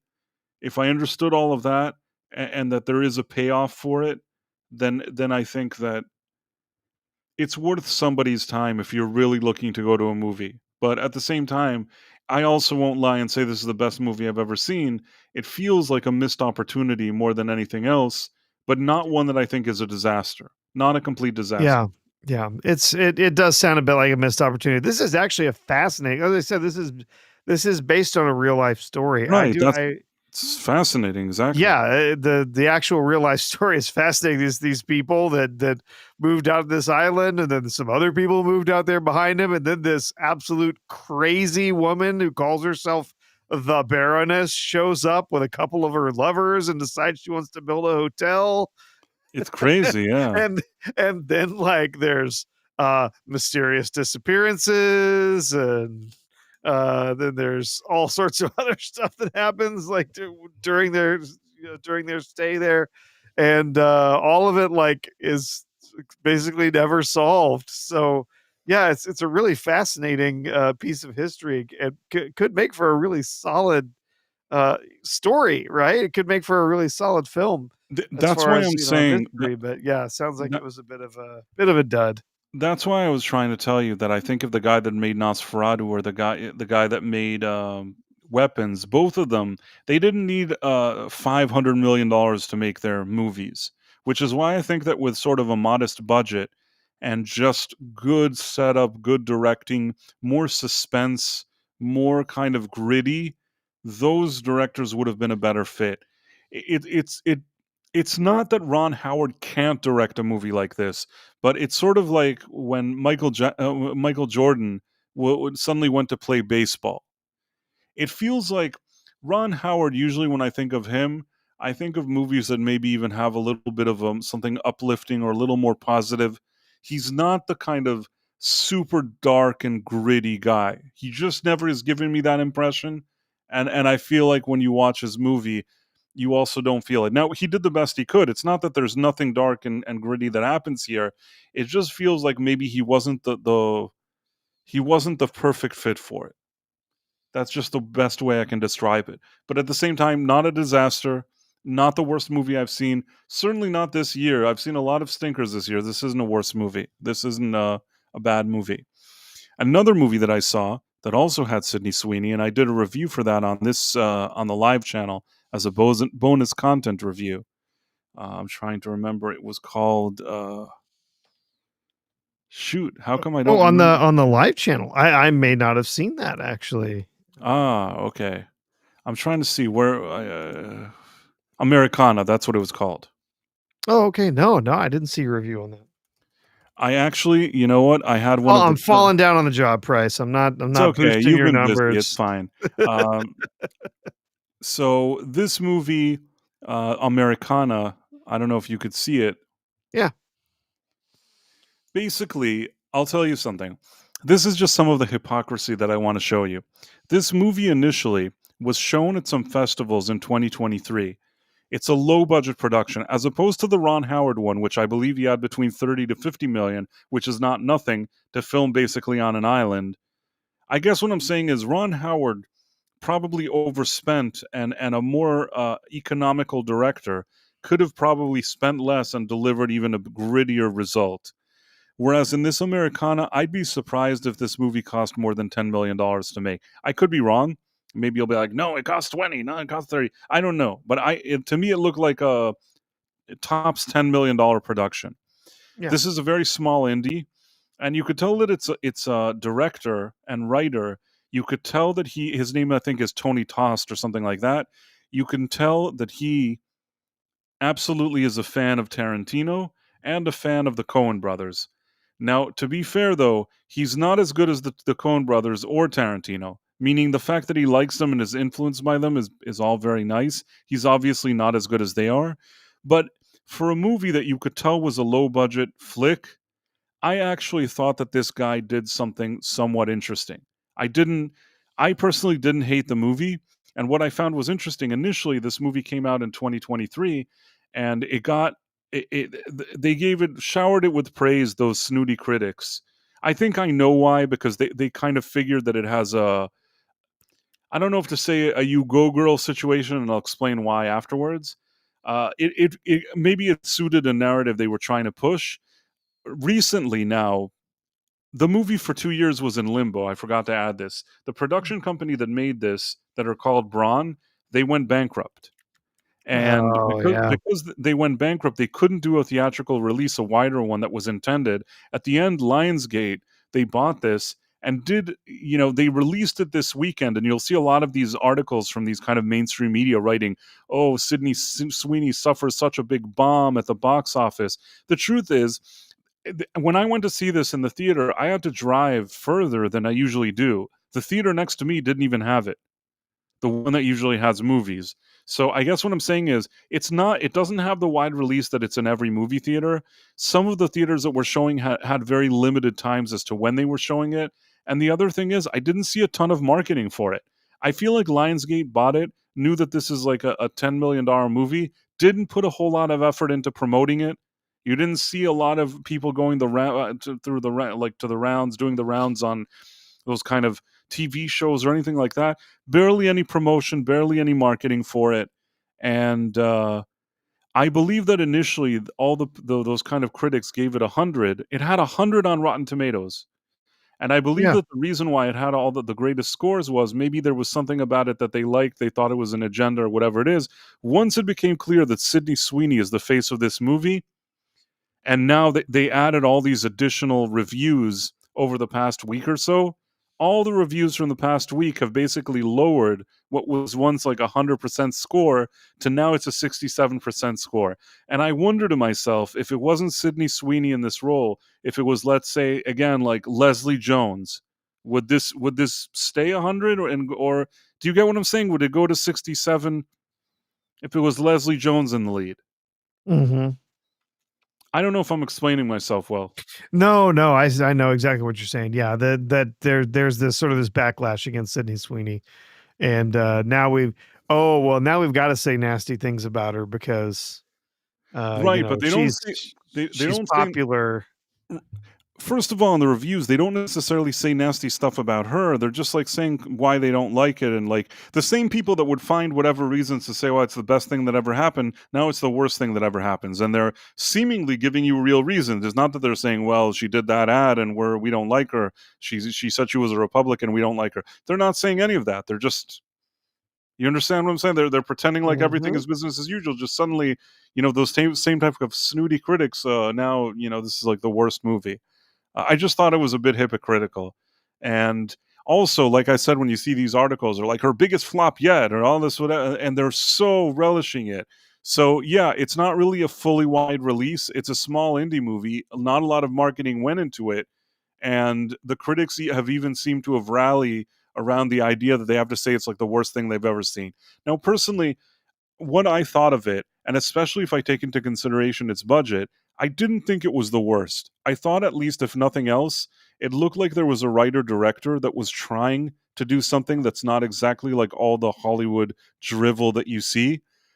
Did all of his ideas work? Probably not. And especially in the third act, I would say that there's some issues, or some significant issues, but I kind of appreciated the effort. The idea of this thing is basically she plays a waitress. Then you have the guy that plays Stingray in Cobra Kai that we've been seeing more and more of lately. He actually, Yeah. so he's in it. He's like her. I don't even know if to say it's a love interest. She's sort of awkward and this stuttering waitress. He's kind of like, he's really likable, but he's sort of a bit dim-witted. And there's a few criminals in the area. There's this other girl who's also basically the way I see it, I don't think any of the characters in this movie are especially likable, but it's one of those stories they show you different things from different people's perspective, and I honestly I found myself not bored by it, and I kind of appreciated the effort that went into it. It's not the best movie I've seen ever, but it was a decent movie. It was a decent movie. I'm trying to think. I think I gave it something in the low 70s. I don't even remember now. I think I gave it something in the low 70s. I think that's a fair score for it. The one thing I'll say is, and this there's been a discussion if it's woke or not. And I even happened after I posted it, and I got recommended something where I saw like Alan Ing from Film Threat. He was saying, "Oh, this movie was so woke. It's the most woke movie ever." And I'm like, I just saw it, and I didn't feel exactly like that. The reason why I didn't think it was woke the way he described it is because woke movies usually have like a certain person that they have to build up. So there's like a Native American here, and he's upset because there's this artifact that everybody's trying to find. I can't really explain this, but this artifact is worth a lot of money. So everybody's sort of against each other in this thing with this trying to steal it and sell it for a lot of money. He, on the other hand, supposedly wants to get it back for like his ancestors or something like that. But along the way, he himself is kind of like a questionable character. You never really think, oh, this guy is so great. You don't think any of these people are great. And then there's this one lady who sort of, it turns out that her father sort of essayed her or whatever you want to call it, and that they're kind of part of a cult. That Alan Ing Yeah. was like, oh, they're like a religious cult.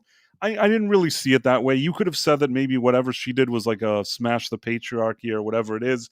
But once she comes off as sort of a complicated character that's not very likable, same with the Native American guy. He seems like he's not really likable. And basically nobody comes out of this really looking good out of the movie. I feel like it can't be seen as completely woke. Woke would have been where, like, let's say the one that doesn't like the patriarchy would be shown as like the best hero ever. Usually, woke movies have something where there's like a close-up shot and some like girl boss saying something very girl bossy, and it's clear that she's like the big winner. Do you get what I mean? I don't know if you understand what I'm trying to say. Oh, sorry, I was muted. Yeah, I know what you're saying. In any case, bottom line is, I didn't hate the movie. I actually didn't think it was fully woke. I could see why somebody would make some arguments for it. I didn't come out of that movie feeling that way. I thought it was an interesting effort for like a low budget movie that's trying to do some gritty crime thing, and I didn't hate the movie. So, yeah, it's like a modern Western of sorts or whatever you want to call it. So, yeah, that was Read by Nature said, but Paul Walter Hauser was in a Clint Eastwood film. I didn't know that. I don't even know which one he was in. In any case, at the end of the day, I saw both movies. Both of them had Sydney Sweeney in it. They were both very different roles. I thought she was actually did a good job in both of them. The one that I saw that's Eden with Ron Howard directing is a more high-end production. It's a fancier production. It's on paper the better movie, but I don't know. I don't know if I'd give it a better score than the one that everybody hates, the one Americana. I was pleasantly surprised by Americana. So both of them. I mean, I think Americana got like a low 70s for me, and I haven't finished my review for the Eden one. It may get like a high 60s for me. So they're somewhere in the same range. Both of them are movies that could probably be much better than they are, but at the same time, I also didn't hate them. I like it when somebody tries to do something different or has an idea, and it's not like a franchise where it's the seventh chapter and it's not the same movie that I've seen over and over again for the past few years. It's something that I don't exactly know what I'm expected to see. Also, from scene to scene, I don't know what's going to happen next in every case, and I like that there's a bit of unpredictability with real kind of fleshed out characters. It's a nice change from all the crap we see from Hollywood. So when I see a few movies like that, I don't mind it. It's too bad that nobody kind of disappointed me, but that I said in my last stream. It's strange because I thought that people were very nice to it. I even saw, and again, I don't have anything against his opinions. I actually like his reviews, but I thought, let's say, that Critical Drinker was more generous with the movie than I was. I felt that nobody too disappointed me. That's just my opinion. But what's nice is that at least everybody agrees with me that Superman is a flop. It took time. It took time. Now you have every channel, everything's. Although in the media, they're still pretending that they're not talking about it. They don't want to say anything. They don't want to say it's a flop. Yeah. I don't want to say anything about it anymore. Sorry, I had to run out on you there for a second. No, it's fine. It's fine. I got a bloody nose. Oh, I'm sorry to hear that. It's Are you all right. okay? No, I'm fine. Just all of a sudden, I sort of reached up and scratched my nose, and I'm like, oh, geez, blood everywhere. Yeah, no, I'm all right. That happens sometimes. It's summer and it's dry and it's whatever it is. Like I said, I have terrible allergies, so I take all sorts of stuff to try and keep my sinuses in check. So. I see. Well, yeah, I mean, and the thing is that, and I was actually, I caught a part of one of Gary's streams this week, and he was saying something about that. He was basically saying something that's been annoying me as well.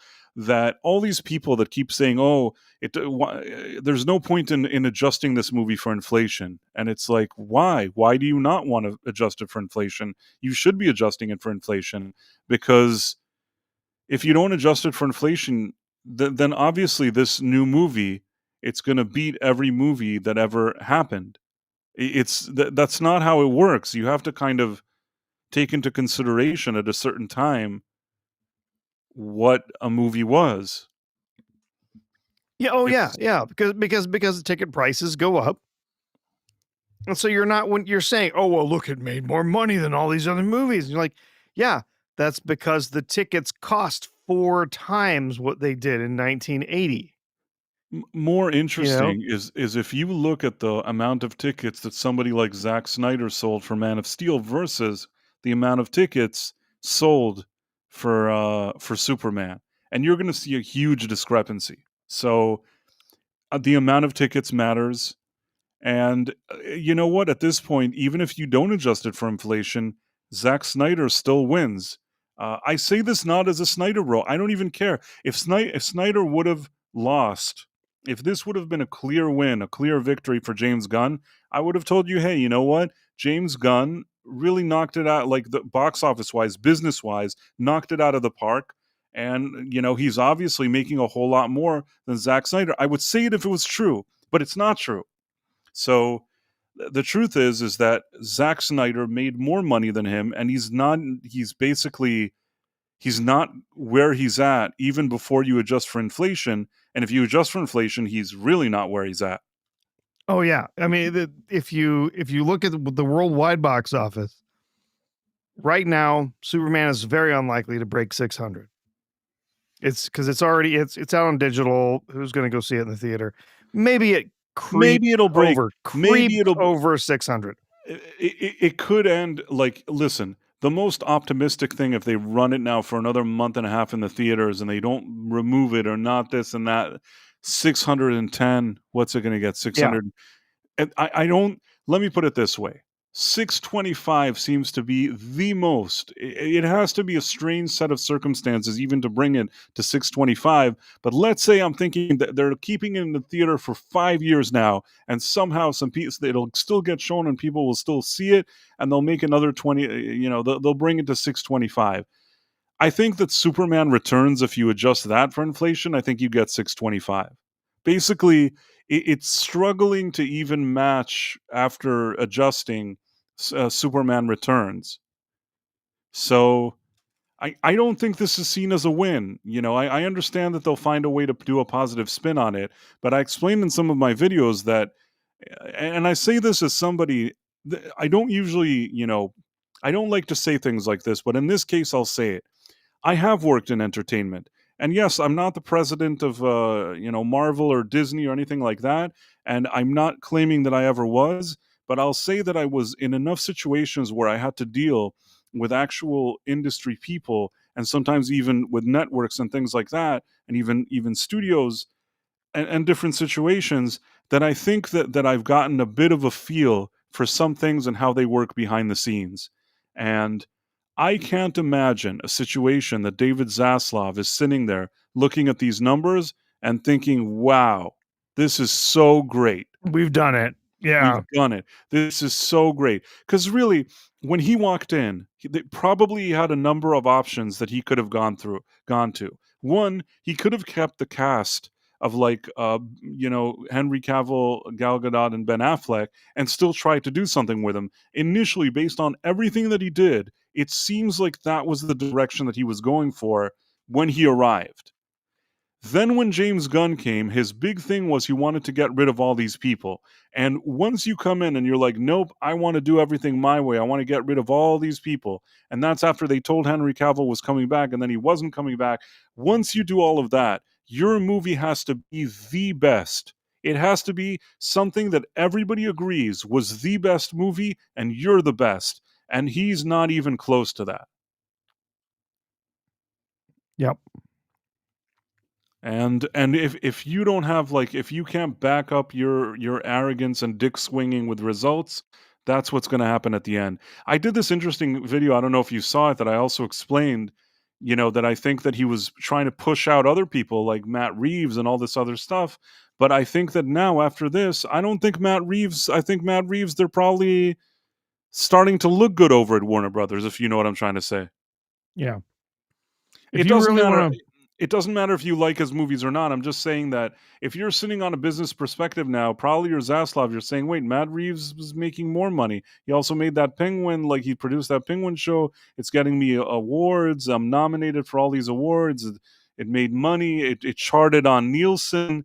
So probably in Zaslav's mind, I think that Matt Reeves' value went up. Regardless, I know, I think you told me you didn't like the Batman movie, and No, I don't. I didn't really like it. I myself, I don't know. I'm a strange person. I didn't hate the Batman movie. I'm not saying it was a great movie. It was too long, and there were some issues I had with it, and some things that happened in it that annoyed me. It wasn't a slam dunk for me, but at the same time, I've seen worse movies than the Batman for me. I didn't completely hate it either. Yeah. If I had to, I can't believe I'm saying this, and I guess I'm in a minority here, and I know you probably feel different than me, but I would say that if I had to, watch James Gunn's Superman or Zack Snyder's Man of Steel, right now, you're forcing me, you're saying you have to watch one of these now, I'd watch Zack Snyder's Man of Steel. I don't want to ever see James Gunn's Superman again. That to me doesn't feel like, it's a personal thing. I don't know. Maybe some people are, you like the Silver Age? Don't you like that he's goofy and people take a dump on him? If you like that, that's fine. Not what I feel like seeing in a Superman movie. The first thing I would want to rewatch is the 1978 movie, Superman the movie, still the best movie. That's the thing that I would want to watch. If I'm said, okay, you have to watch another movie now, and I have James Gunn or Zack Snyder, I'm watching Zack Snyder. Even with all the thing with the death and the tornado, I'll watch that one because it feels like a Superman movie that I have issues with. The other one doesn't even feel to me like a Superman movie. And then if you say, hey, do you prefer to watch James Gunn's Superman or the Batman, like Matt Reeves' The Batman? Hard to say this, but I would also go with Matt Reeves. For me, James Gunn is really, it's a competently made, goofy superhero movie, but it doesn't feel like a Superman movie to me. And ever since I walked out of the theater and I did my review, the more I think about it, the more it only bothers me, that movie. And initially I didn't especially like it. Yeah. Well, if we really, if what we're going to hang our hat on for Superman 2025 is going to be the domestic box office, which is saying, it's this amazing domestic box office. First of all, that's because they can't count on the worldwide box office because Man of Steel did way better worldwide. Even not adjusted for inflation. It did over $100 million more worldwide, or close to $100 million more. But if we're going to hang our head on domestic box office, then if you have to consider inflation. in that, because that tells us how many tickets were sold, how much interest there was in the film. That gives us an actual fair comparison. So if you say, well, Superman 2025 right now, domestic box office, it's saying it's floating at 341 million, whatever, which fantastic compared to a bunch of other films this year. No doubt there at all. No doubt that that is really good domestic box office compared to a bunch of other stuff that we've seen this year. But if we're trying to compare these against each other, and you did a video on this, you talked about this, spreadsheets and stuff. But if we're going to compare this, even now, 341, pretty good domestic box office for today. But if you actually compare that with a inflation adjusted box office, Man of Steel still did better, 404 million adjusted. Superman Returns still did better, 345 million inflation adjusted. Superman 2 did better, 440 million adjusted. And of course, the original Superman from 1978, inflation adjusted, $618 million. When the Domestic. first Domestic. when the first Superman movie came out, it was a phenomena. It was something that was an event. It was the kind of thing. It would be hard to ever be able to replicate such an event like that movie. Yeah. And but the one thing I'll say is, I still think that movie is great. I recently, actually, amidst all this talk, I rewatched the '78 Superman. Still really like that movie, especially Christopher Reeve. You know, it's so important the way Superman is portrayed. I really like the balance of what they did with Christopher Reeve there. I love his performance. Gene Hackman. There's so much to like about Superman 1978. But I watched again Man of Steel. I really wish there were certain things about that movie that I really wish were different than they were, because there's a few changes that if you made to it would already give me a much better feeling about it, but because those issues are there, I can't ignore them. I feel like a broken record, but Pa Kent's death, Zod's death, and the fighting in the buildings, and just some of the things that goes on there. Yep. There's some things that are practically unforgivable, but there are some things that I do like about the movie. That's why it's sort of a mixed feeling situation there. Yeah. I like. I don't think David Cornsweet did a bad job, but I like Henry Cavill much better as Superman. Henry Cavill felt like the real deal to me. He seemed like Superman. I could believe that if you gave him a really good script, that's all he needed. He was in that role. Also, I looked at stuff. Recently I looked at, let's say, how James Gunn's movie looks with the way he flies and things like that, and then I look at how Zack Snyder, how Henry Cavill flies in his movie. You know what? I like the Henry Cavill one better. I like what happens there. It feels kind of, there's more of an atmosphere. It feels more epic to me. James Gunn doesn't feel like a serious movie to me. It feels not epic, if you understand. Yeah. It feels, and people it does feel very cartoonish. Right. And People are like, apparently there's people that there are people clearly that very much like that feeling. They want it to feel more cartoonish. Yeah, there's issues with that when it comes to that you're representing them in live action. So yeah, I don't. yeah, the thing is that if something, this also is another thing that happened to me with, I think, Ghostbusters Frozen Empire. People are like, don't you love that it's like the Saturday morning cartoon of the Ghostbusters? I'm like, no, I don't. I don't love that. If you want to watch the Saturday morning cartoon or whatever it is, go watch that. It's fine. I'm not saying that there isn't merit to it either. I'm just saying, like, this is live action Ghostbusters. Please stick to the program. And Yep. with Superman, listen, there's so many different interpretations over the years, versions and things like that. I understand that technically you could be doing any Superman and finding justification for it, but I still think that for live action, I don't need a more cartoonish version. There's no shortage of animation and Superman. So if you want to do an animated show, just do that.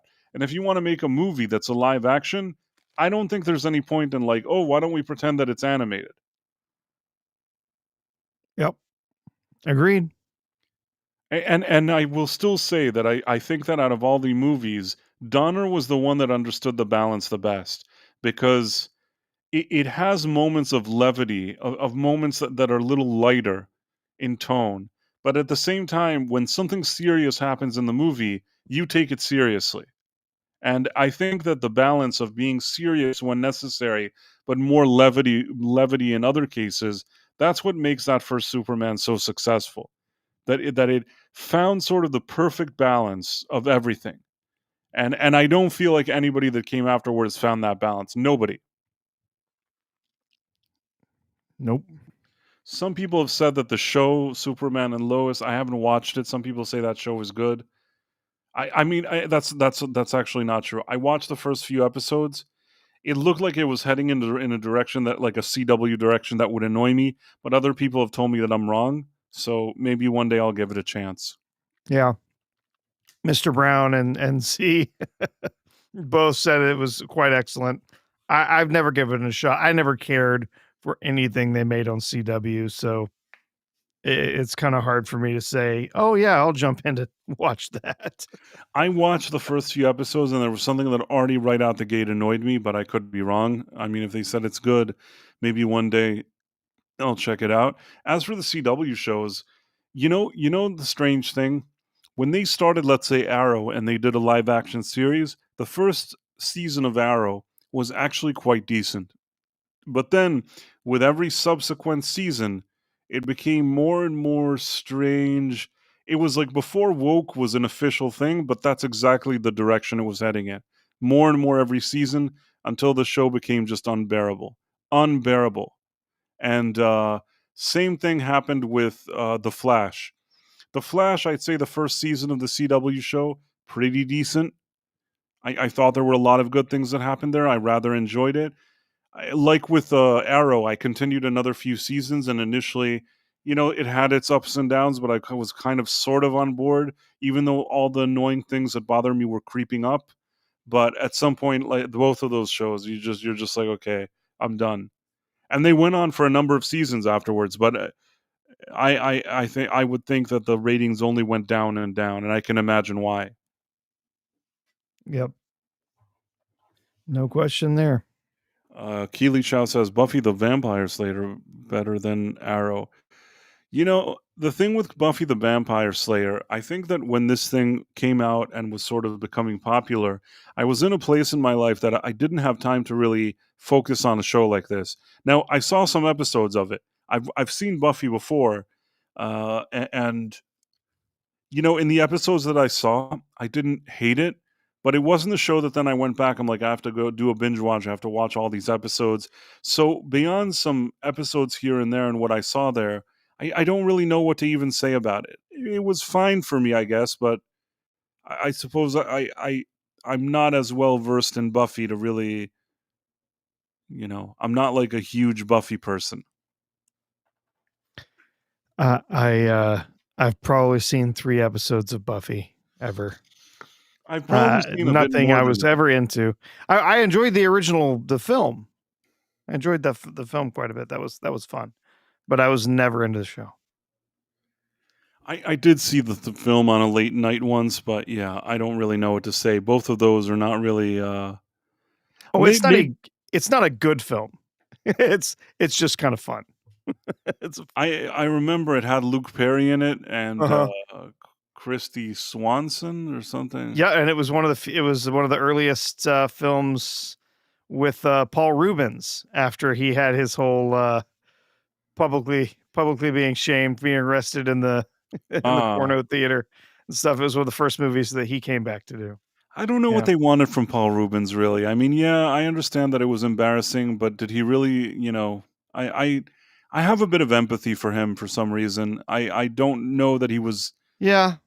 He's an idiot, don't get me wrong, he was. Yeah, I mean the whole thing was that he was sort of styled himself as a children's entertainer, and so that just Yeah, I guess you're right. getting caught in that kind of a situation pretty much just ruined everything. And if you've seen any of the interviews with him and stuff where he talked about it before his death, basically saying that he was an incredibly private person, and he liked to play the characters out there on the stage. He didn't want to really.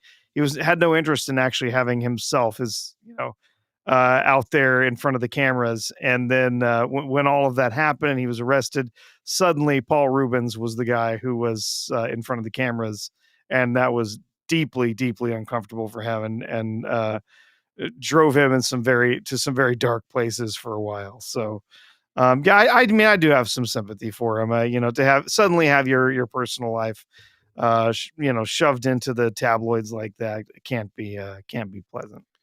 No, I mean, also, don't get me wrong. His branding was that he was like a children's entertainer, and he's sitting in the theater doing that. This was a very bad look. Generally speaking, if you're that dude, you should probably not be doing that stuff. And I don't really know what he was thinking to himself, but he paid for that dearly. And there's still some empathy that I have, because even if he was doing a stupid thing in some naughty movie thing, I don't know. I don't know that it was everybody's business, but what do I know? Yeah. Like, I would have been fine never hearing about it personally. Yeah, exactly. Oh, goodness. Well, let's see. What else did we have to talk about tonight, Price? I think we had some other stuff on the docket. More than Paul Rubens in a movie more theater? than Paul Rubens. Okay. Hold on one second. Well, there's Black Myth Wukong too. Did you hear about that? Oh yeah. It's not called Black Myth Wukong though, right? It's No, it's called something else. I can't remember now what it's called, but they gave it a name. Yeah, let me look up here. Black Myth Wukong sequel.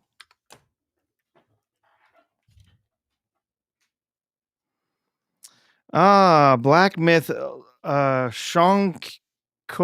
Shanghai. A sequel to Black Myth Wukong. Okay. Let's see. Well, that's a terrible video. You could do better than that. I hate when they do, for TikTok or Instagram or whatever, they give you the video, but it's vertical video with a 16:9 squeezed into like 1/6 of the screen in the middle. Absolutely hate that. It's is the worst way to show you a video. Let's see.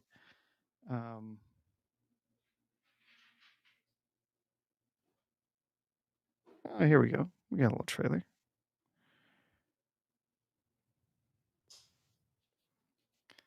Let's see if we can play this here.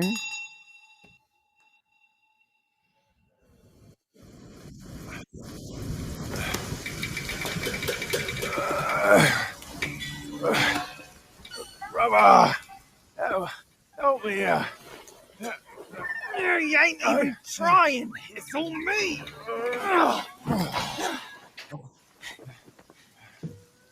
Look at that belly of yours. Where's the mountain? Hey, you're falling flat, losing again. Drop that codswallop. Master will take us back, as long as we keep that mountain in her heart. Hey. Flogging like spare. Why do they sound like going back? They're Cockney? Got food on our table and I don't know. It's weird. They're coming for us.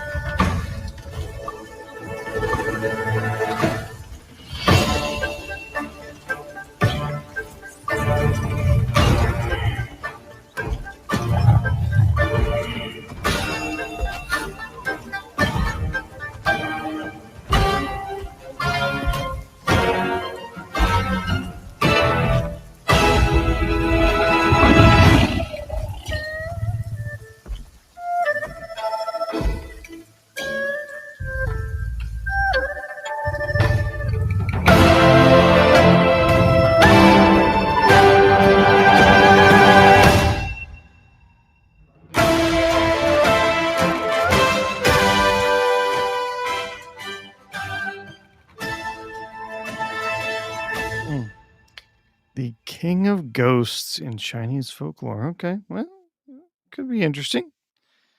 I still really haven't gotten to play the first game. I played a demo. That was all I got to play of it. So yeah. Oh, Be all actually, the first game is the only game that I've played in like years. right. But I did play it. Oh, I played that in Mecha Break or whatever it is. Yeah, yeah. Oh, let's see. Just gonna look up some other info on it. Let's see. Single player action RPG.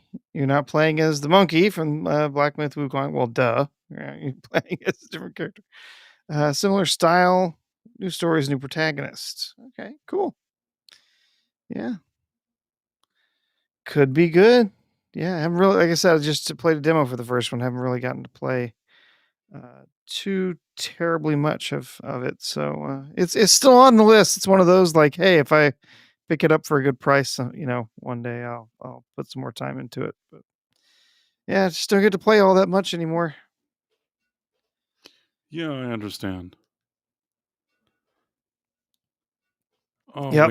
wait. The only game I really played this summer was Death Stranding 2. I really enjoyed the walking simulator #1, so I played the sequel to that this summer. Quite enjoyed it. Not nearly as much as I enjoyed the first game, but it was still very enjoyable. It continued the story and had some interesting characters in it. But the gameplay got a little more repetitive this time around, and that didn't do the game any favors. So,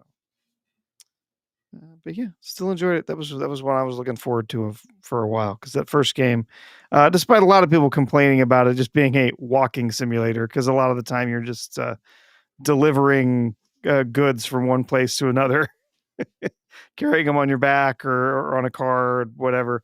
But it was very. I really enjoyed the gameplay the first time around. The challenge of having a little fun with that. So, yeah, that was that was my, like I said, that was the one game I really got to put time into this summer. Death Stranding 2, and yeah, Read by Nature says after Death Stranding 1, there's no way you convince me to try the sequel.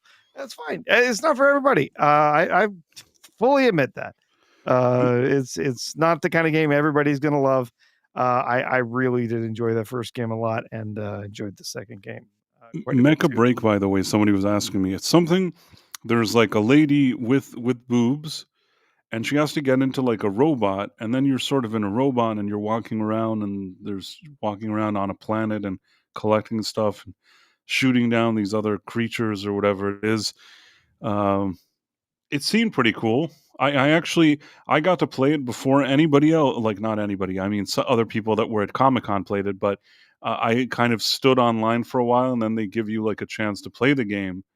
I did like a test play or whatever it was called, and you know what? I enjoyed it. I thought it was pretty cool. I didn't hate it. Uh, I understand it's probably not like a groundbreaking game, but I had fun. I thought it was pretty good. Yeah, it's pretty slick looking too. Big old mecha combat game where you're playing. It was kind of a it was a third person, like a team based shooter, right? Hey Isaac, how's it going? Yeah. I actually appeared on Isaac's channel recently. Oh, cool. Yeah, it was a show where we talked about stuff. Isn't that what all shows do? Oh, the show where you talk about stuff. It's that show that we talk about stuff. Yeah. I'm gonna. Cool. You know what? I had this situation this week that I offended somebody. I'm not gonna say who it is, but I have offended somebody.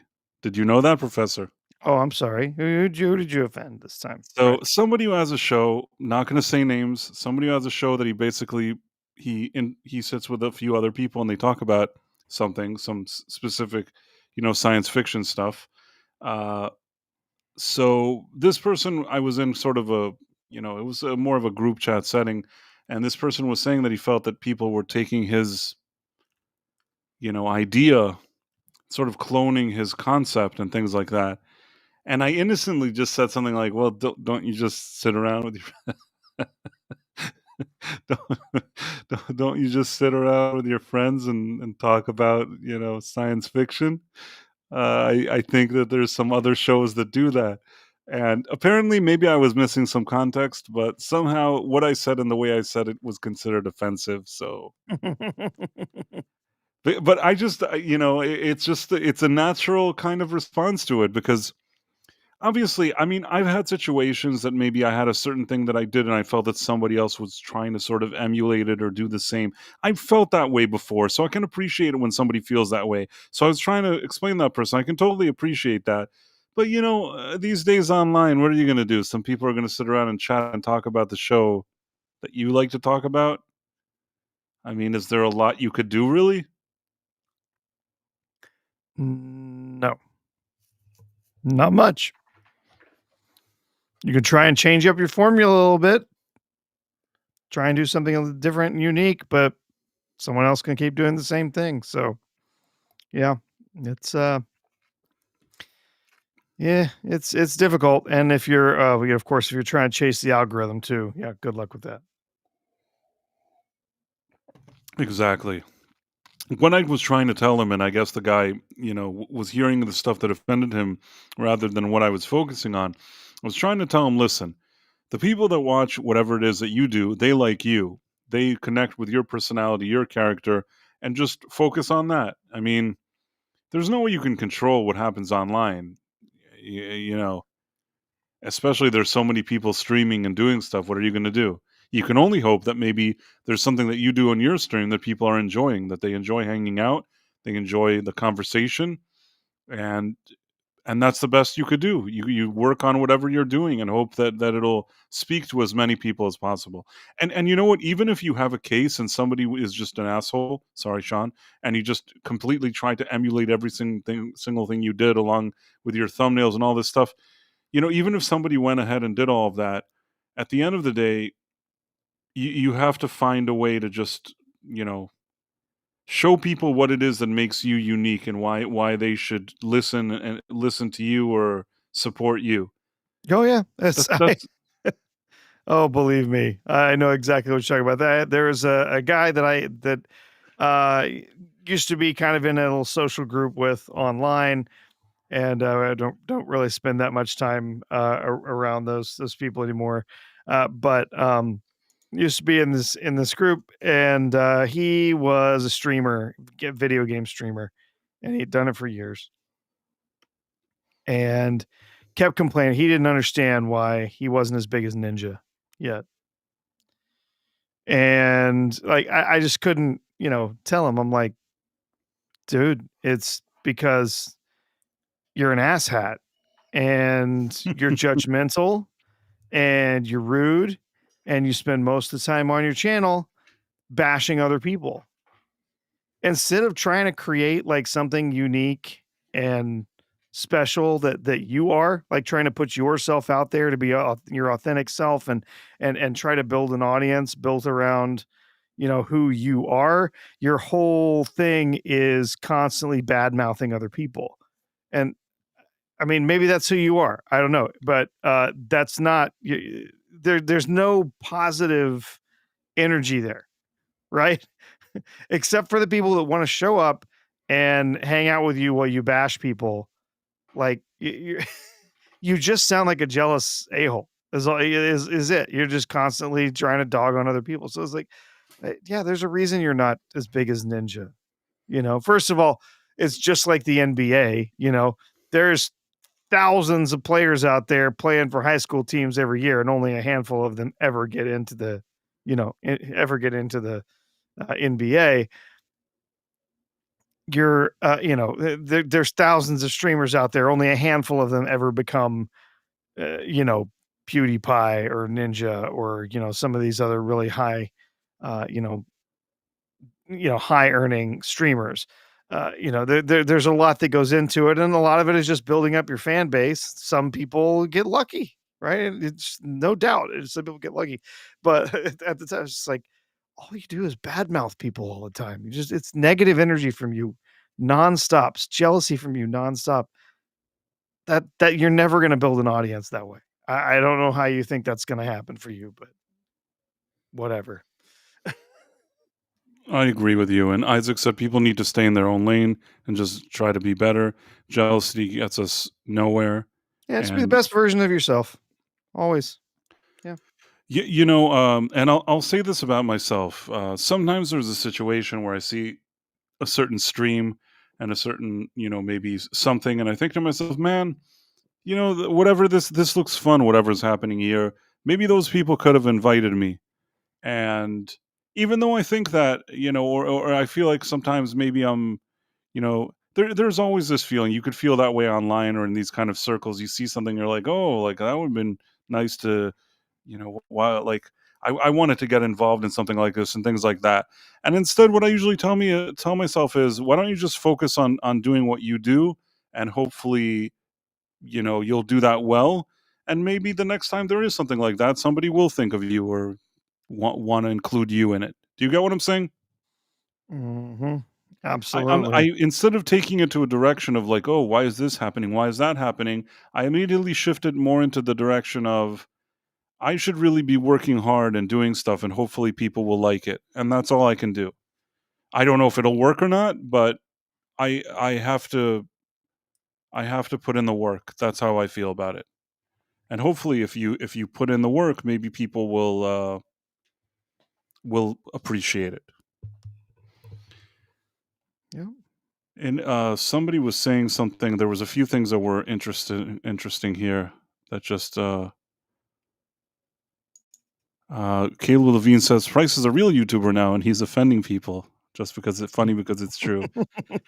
I don't know at what point you're considered a real one or a not real one. I've been doing it for a while, but what I will say is that I don't know. Maybe for some people, they're a YouTuber and everything happens overnight for them. But I think that for a lot of people, it takes a lot of work and a lot of trial and error.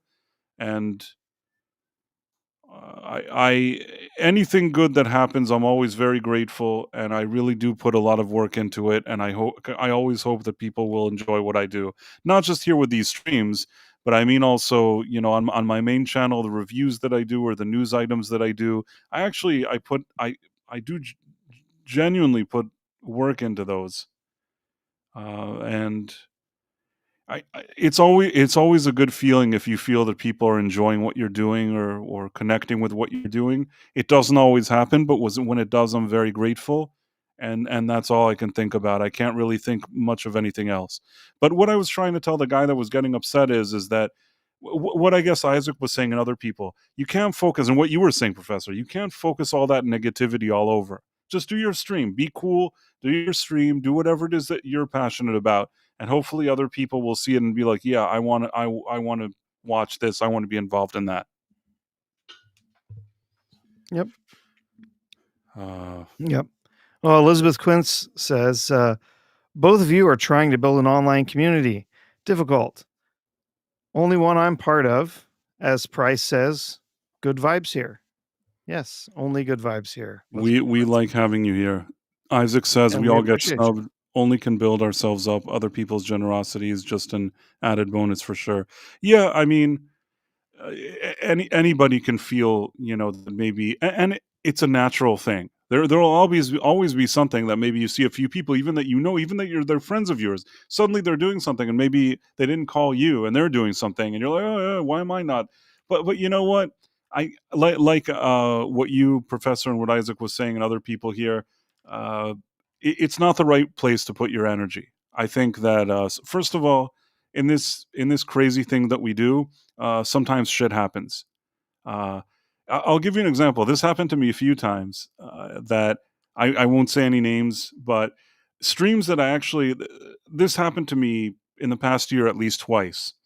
There was a stream or something that I was supposed to be a part of. I was invited to it. I confirmed, and then on the day of, uh, the people that invited me must have just forgotten about me, and they put like the thumbnail invited some like distinguished guest. You see all the people on the thumbnail, you got the links, and this is already, maybe an hour before the stream. It's all going around, so I just didn't say anything. You know what I'm saying? I mean, obviously I was invited and somebody forgot about it.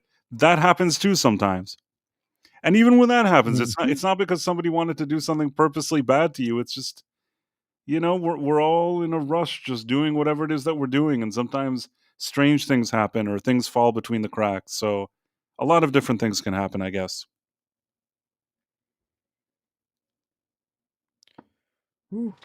Yep.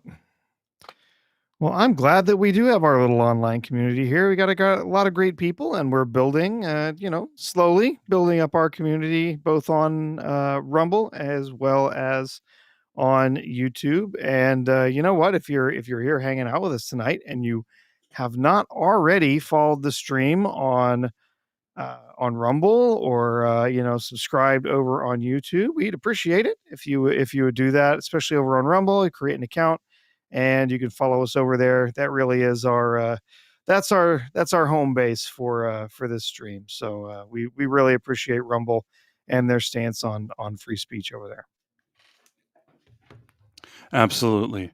And yeah, I'm trying to think what else is there. Do you have a list of people? I do. So give me just a second here and finish putting this together. We had just had a few Isaac here. says, I learned it's rarely ever personal, just business, and sometimes people are forgetful. Yeah, I mean, in both cases of what I discussed at that moment while it was happening, it certainly is not fun, but in both cases, I know for a fact that the person just got confused. In one case, they thought I was supposed to be the week afterwards, and the week, people just, everybody, like I said, everybody's in a hurry. We're not all sitting around, or most of us aren't sitting around with like secretaries or something that are handling all of our affairs. You set up a stream, you invite a person, maybe you file something the wrong way, or you don't write it, or something like that, and then that happens. So anything is possible, really. Yep. On Rumble, we had Elizabeth Quinn, Skivo 1961, Phantom Monk, Tim Hayes, Double R Star, Dude Rose Seth 420.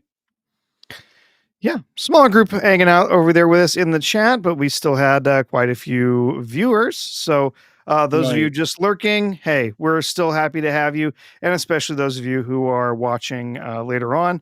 Again, glad to have you, and leave us a like, leave us a comment, so we know what you think of the show.